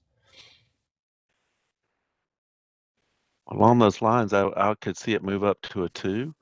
And to Michael's point about specificity, the purpose of a parking management and pricing system would be to help reduce the amount of time cars spend hunting.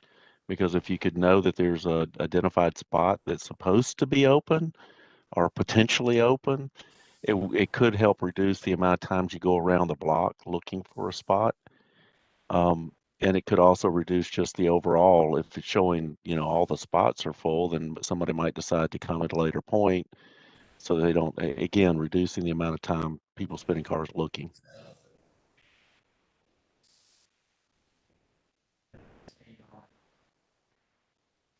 Okay. We can move that up to a tier 2 and just kind of expand it a little. Is there something else that would need to? Is that, Here's a yeah. out there kind of thought in terms of this whole thing is how much, I mean, one of the things most congested, it seems to me we have, where are the areas where we have the most, I mean, this just seems so broad, and I feel like if this is really important, that we ought to really think about where should we target our efforts. So UGA sporting events, frequently lead to quite a bit of congestion. People sitting in their cars for a long time, going and leaving. Certainly, I mean, I'm not aware of all down, but certainly, obviously, Lexington Road has been a huge issue, leaving downtown, going to the east side at certain times of day. That's a huge issue. I just wonder if we should be, again, this just seems really broad, and if this is really important, then maybe we should be a little more specific or talk about identifying what the biggest issues are and addressing those first. Because I just think to Michael, as far as downtown and parking management and pricing, I think the cost of really doing a sophisticated system and the benefit of that and the likelihood of it getting through, I mean, to me is probably a tier 3, because I think it's not, I just think it's not talk about feasibility. It may be legal, but I don't know how feasible it is to do something in there. So I don't know. I mean, like I said, what are our problems in terms of traffic congestion in Athens-Clarke County?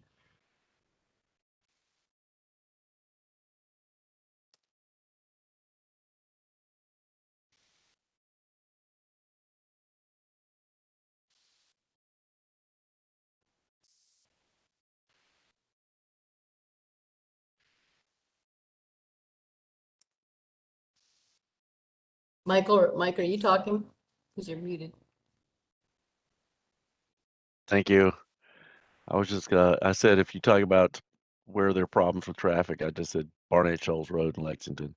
But d- m- is there enough information, Maria, for you guys to take that and kind of massage it and hear what we're saying? Because I think we're kind of going between specific things on that particular one, and then a more general, let's identify them first and then approach them. So you got kind of two things going at one time in there. Yeah. Yeah. I think kind of, as they're studied, they're identified. So it's, you're definitely one's going to lead to the other, and it'll become more specific in the plan. But we do see So that moving up to a 2. the I think that's parking what I'm management hearing. and pricing, yes. Going to a 2 and kind of expanding on itself in terms of specificity, possibly. And then renaming the category a little bit. Was there anything else to add into tier 1 that people wanted to see there?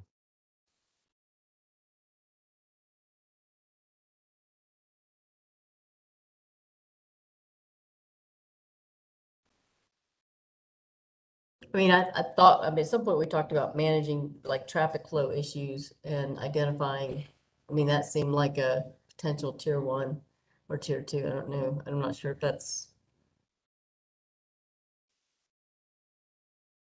Well, certainly we've got enough going in the community now with some traffic circles and with some traffic light management that it could easily fall into a tier 1.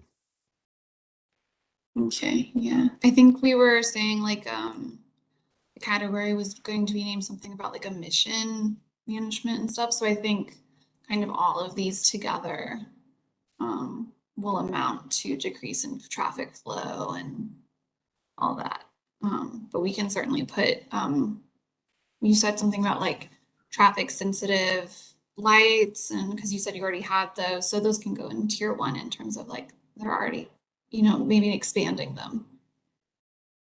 Does that sound? Same with traffic circles. or just traffic flow management. I mean, you could, because we haven't been that specific in some of these, we've been more, I mean, if you said traffic flow management or something like that, and then all those things are going to fall under that. Yeah, for sure. Yeah, we can. Okay. Well, I'll definitely try and add in. We can go over it next time to make sure we kind of captured what you're picturing.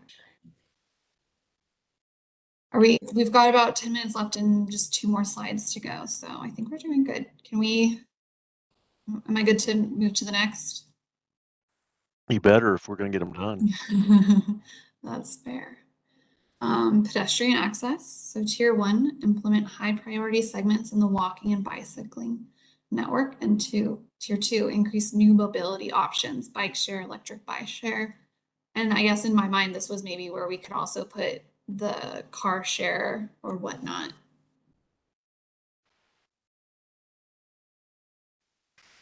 May want to avoid electric scooters at this point. That is specifically why they are not included in this. We were told of Athens and electric scooters not mixing. Certainly the way they did it. But yeah, I think the car share could go here if other people think it needs to go someplace else. It could go in the transport or here, maybe depending on. Yeah, let's put that in the next slide on the EV expansion. Is it worthwhile? And I like the tier 1 for the high priority segments in the walking and bicycling network, but is it worthwhile to specifically pull in an ongoing project in Athens, which is the Athens in Motion, which had an an equity scoring rubric for a lot of their projects that and kind of giving that a little bit of a bump because I think that sometimes when it goes through the decision-making bodies, you know, there are individual interests that come into play, and so it may, you know, the process that developed those equity scorings may not be what drives it. So I think, I mean, I'm not super familiar with that, and maybe others are. But I know that Athens in Motion is exactly kind of what Tier 1 is, you know. Yeah, you're right, Michael. That's Athens in Motion and Greenway Network Plan both. That's what they focus on. So certainly, this is back to Amy's pile on. I think that's great. We pile on that one. So the two specific programs are Athens in Motion and Greenway Network Planning. Yeah. We can include that in this for sure. Always easier to work with the existing, you know, infrastructure. Cool. Any other thoughts or comments?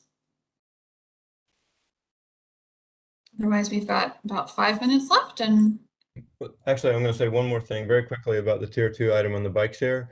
My understanding is that UGA is either negotiating with a bike share program or they're possibly, and that's happening in the future.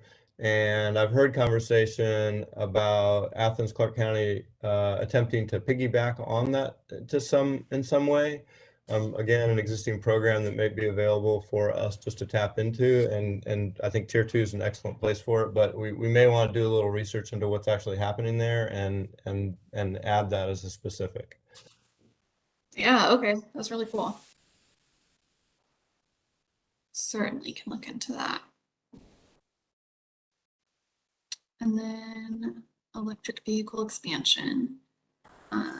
So Tier 1 is set ACC Gov fleet conversion goal for 100% completion by 2035 and widespread EV charging availability.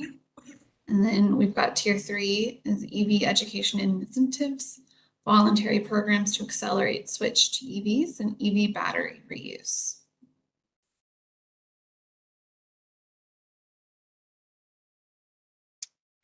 Any thoughts or comments? So is this where we're adding, Michael, were you suggesting we add the electric vehicle, the car share on this slide? Yeah, I mean, I think it fits here better than the pedestrian one. Okay, so is that like that in tier 1 or tier 2 I maybe? don't know if that's I don't know where I'd put it. I don't think it would be a Tier 1 program. And maybe it's one that's opportunity, or maybe it's one that has more research associated to it and goes to Tier 3. I'm not sure. I guess people can set their opinion on that. I tend to think of it as a Tier 2.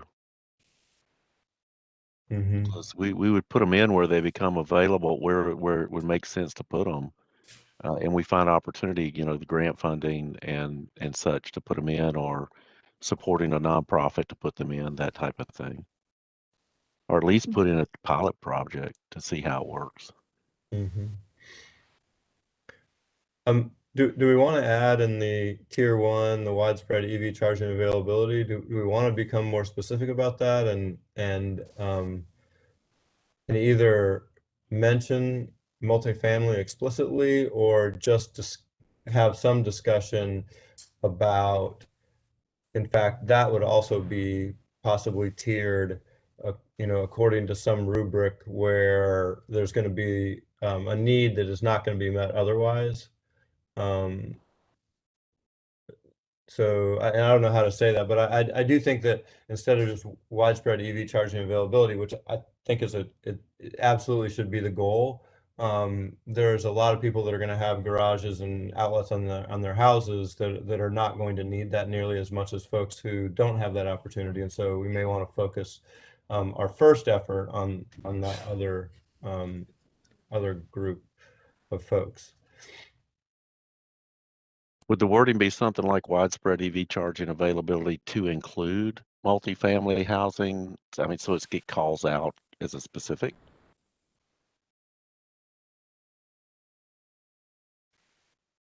We're saying to include multifamily housing and low-income areas.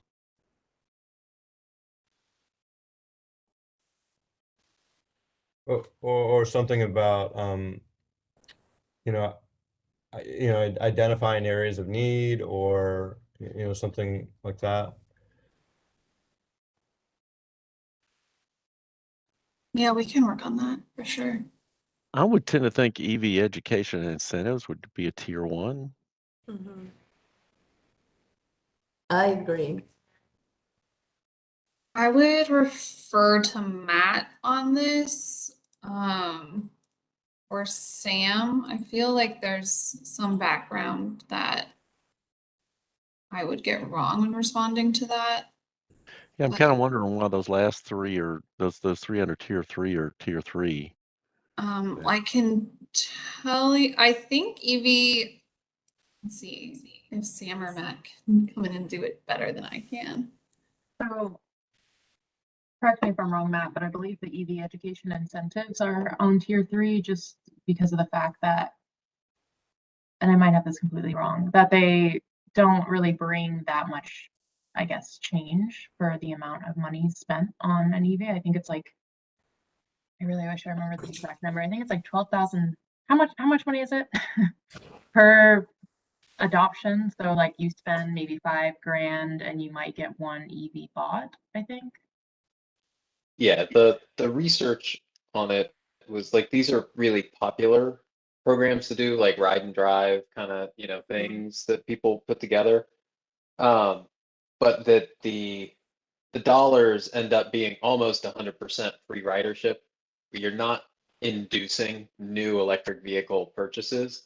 It's just people who already like EVs and were already going to buy one, going to go check them out and hang out with the other people who also already like EVs.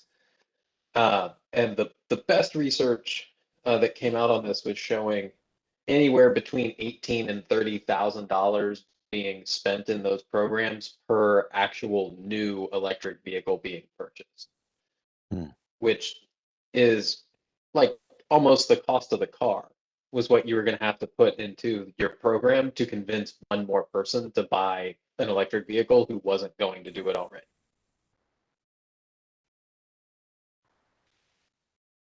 Is there anything, so in terms of electrical vehicle expansion, we have the local government making that a priority.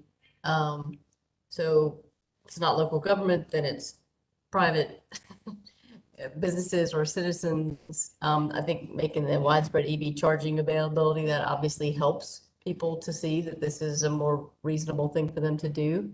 I wonder about the car. I mean, it seems like the car share thing could go under that, because that's something where, okay, I can't afford to buy an electric vehicle, and or I don't want to, I can't afford to, I don't want to put in that charging station. But hey, if I'm going to Atlanta, and I can get a car, rent an electric vehicle to go to Atlanta, instead of driving my gas burner. I mean, that seems like that's kind of like the next for those who can't afford it. I mean, people who can't afford it want to, they're going to probably, but having the widespread charging is great. But I think that maybe that car share should go up under that tier 1 too, or maybe it's a tier 2, because I don't know how easy that is to implement. I'm sure there's lots of issues about that, but it seems like that does help those. Like I could see doing that, although we have a hybrid. But let's say we didn't, and we were going to Atlanta, I could totally see going and renting an electric vehicle as a car share thing to do that. I think that'd be great. I think a lot of people would do that.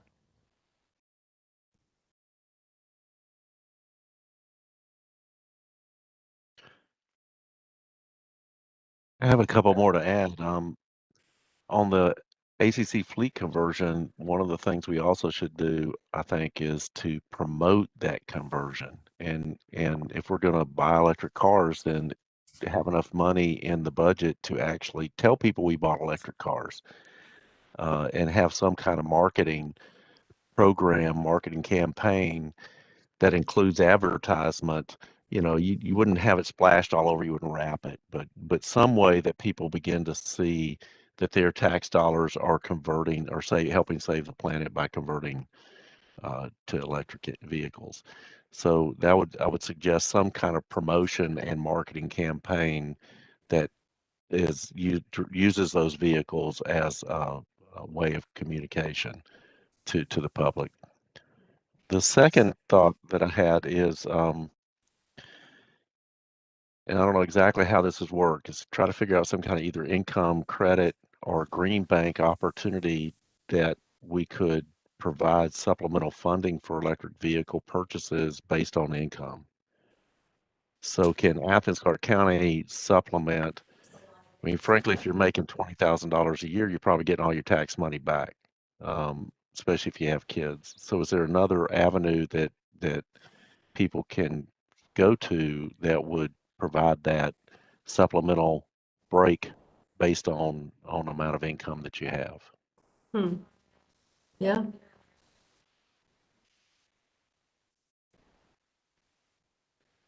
I don't What know if about, there's such a program out there.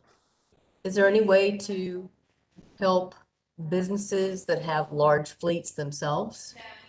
To help them, incentivize them, work with them. For instance, WA Engineering, we have a fair-sized, fleet of vehicles, which is probably going to grow. I pitched this a while back when the what is the Ford truck, the Lightning or whatever. F-150 Lightning, yeah. Yeah, and of course, I mean, it's an investment, right? I mean, if you've got a fleet of trucks that work just fine, but I don't even know what that would look like, but I mean, just thinking about reaching, I don't know how many businesses there are in Athens-Clarke County that have their own fleet of vehicles that could potentially switch over what that would look like. And then what do you do with the old trucks? That's my other question that I have. If you've got a fleet of 30 trucks and all of a sudden, what happens to those old ones? I don't know.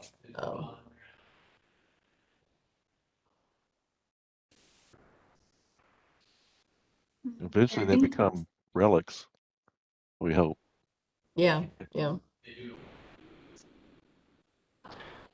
Matt or Sam or anybody at South Face, have y'all heard of such a program either by the government providing funding to a third party nonprofit or other type of rebate system locally that can supplement? I think Amy's point's great about businesses as well. That would also be of interest. The green bank idea could be leveraged for that. I think that would be well within how those programs can be designed. Ones that are standalone, run by cities or by counties to do that. I can really only think of one or two that are pretty far-fetched for Athens as comps. So I really like the idea of talking with the commercial fleet owners too, though. I mean, I think you could get something there, and I think those vehicles were only intended to be on the road for 7 to 10 years anyway. So even if they went back and did sell them afterwards, you've still accelerated the whole turnover significantly.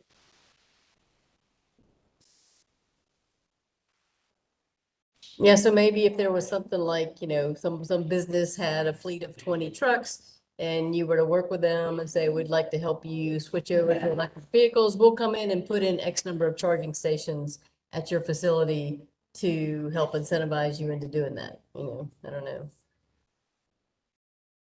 I'm sure there's some utility that would love to partner in getting that kind of thing done. Yeah. Yeah, Georgia Power will come in but only with their EV Ready program, but you have to commit to at least 8 stations. Oh, wow. Huh. Interesting. I think it may be worth saying that, electric trucks they're not really available yet. I mean, there are one that you can buy maybe, and then the Ford is pre-ordered and it's not gonna, and I would guess that, people who do fleet stuff will see the advantage of it when they are something that you can just kind of go buy and it will make a lot more sense. So, but we're still several years out probably from there being the kind of availability where anyone that wants to go get an F-150 Lightning can go get one. Right. Well, we can certainly add these ideas and kind of work through how we tier them next time. I would think even if we can't do the rebate local, if there's not a good local way of financing it, that we have it as maybe a tier 2, so that if we can find a way that it would move up. So some of these Yeah. may not be tier 1s, they may be tier 2s. Like when the opportunity kind of becomes more available. Yeah, okay, we can certainly put those into tier 2. I really like that. So I think we're done. Great hustle, I say. So we will be having the last CAB meeting of the year, December 15th at 2 p.m. And we'll present kind of all of the revised tiering of all of the different action items. And then afterwards, we'll prepare to vote, which will be an online survey. And so beforehand, we'll try and get out to you maybe all the revised, so you can review them beforehand. Does that sound good to everyone? Is everyone feeling good? And what happens next after that? Where are we in the process exactly? Are we almost done? Well, I can speak a little bit to that. So the tiers will go up, and then in January or February, and maybe part of a little March, South Face will be writing. What we're currently kicking around is a format to take these tiers and during January and February meetings in particular, begin to look at them specifically from an equity standpoint. So because the tiers themselves are they're kind of neutral. I mean, there's nothing in them that says they impact equity or not. It's when we start implementing these that will start rising. So the question that we've kind of been kicking around in of what approach to take is if we can answer the question, when these policies are implemented, what checkpoints or benchmarks are we going to be reviewing to make sure that they are including equity in the implementation and creating of the steps? And I think that's what we're going to be looking for, is what are those touch points? And actually, we've been getting ready to have a meeting with Matt and at South Face and with GreenLink to see would it be best for us to set those as kind of like we did here with the tiers, to say here are the things we think should go into that and would be indicative. What do you think? Or do we go more open-ended and ask and say, okay, y'all, what do you think? We're leaning right now toward us getting the first run at it, just because everybody's so busy, and plus it's easier to when it's framed to generate a lot of great discussion. That's kind of where we're going next, and we're thinking that would be January and February, and that way we will answer that specific question, because we really feel like we got all this great information, we got all these great pathways. What we really want to make sure, and we have all approached it from that standpoint, but we want to be able to communicate what that looks like implemented. So that's the next step there. Okay. And then hopefully by April we'll have draft material, draft summaries, and everything ready for CAB review, and then we'll start the process of going to the commission, to the public, back to CAB, and back out with final approvals, we hope. So, but between now and then, unless there's some more questions on the long term, we do have a couple of short-term things to look at. We did get candidates in for the energy position. We've got interviews set up for next week with 4. I did send out an email right before Thanksgiving when I'm sure everybody was paying very close attention to the email, saying what characteristics do you want us to look for in a candidate. So don't forget to send those back in, hopefully by the end of the week. If you wait past next Thursday, it's too late because we will have interviewed. So get them in as quick as you can. So what are those characteristics you'd like for us to consider when we're looking at folks? We also shared with you the interim progress report, which is going to turn into chapters 1, 2, and 3 in the addendum that describes everything that we did. So if you get a chance to go through that and kind of give us your impressions and thoughts and suggestions, that will be what ultimately we want to release that in January to the mayor and commission and out to the public. The goal will be to make sure everybody who participated at a minimum gets the information back out, because what we want to hear is, did we capture everything we were supposed to? Did they say everything? Did we get it down? So it's kind of a embodiment, as you will see, of the effort of this group in the last year and a half, which has been pretty significant. So we try to embody that, and we're going to get that back out to folks who actually participated. Plus, then it goes to commission and to the public as well. So if you can get a chance to look at that, I think we put the date as the 13th, just so we can then turn that around and make any adjustments that need to be done or any revisions that need to be done, and bring that out, and be ready to go in January will be the goal. So a little bit of homework there. And then on the 15th, we'll try to bring this back to you, all the tiers back, massaged and ready to rock and roll. So that kind of shapes up the end of the month and into the next couple of months for what we anticipate happening. Sound Thanks, good? Mike. Thank you. Woohoo! A lot of work. It has been a lot of work. Y'all have put in some time. So and thank you. I want to really express that we know it takes a lot of time, and we really appreciate the heart and soul that people have put into it. And to try to make it move forward in a positive and inclusive way and comprehensive way. And that's not an easy thing to do. So thank you.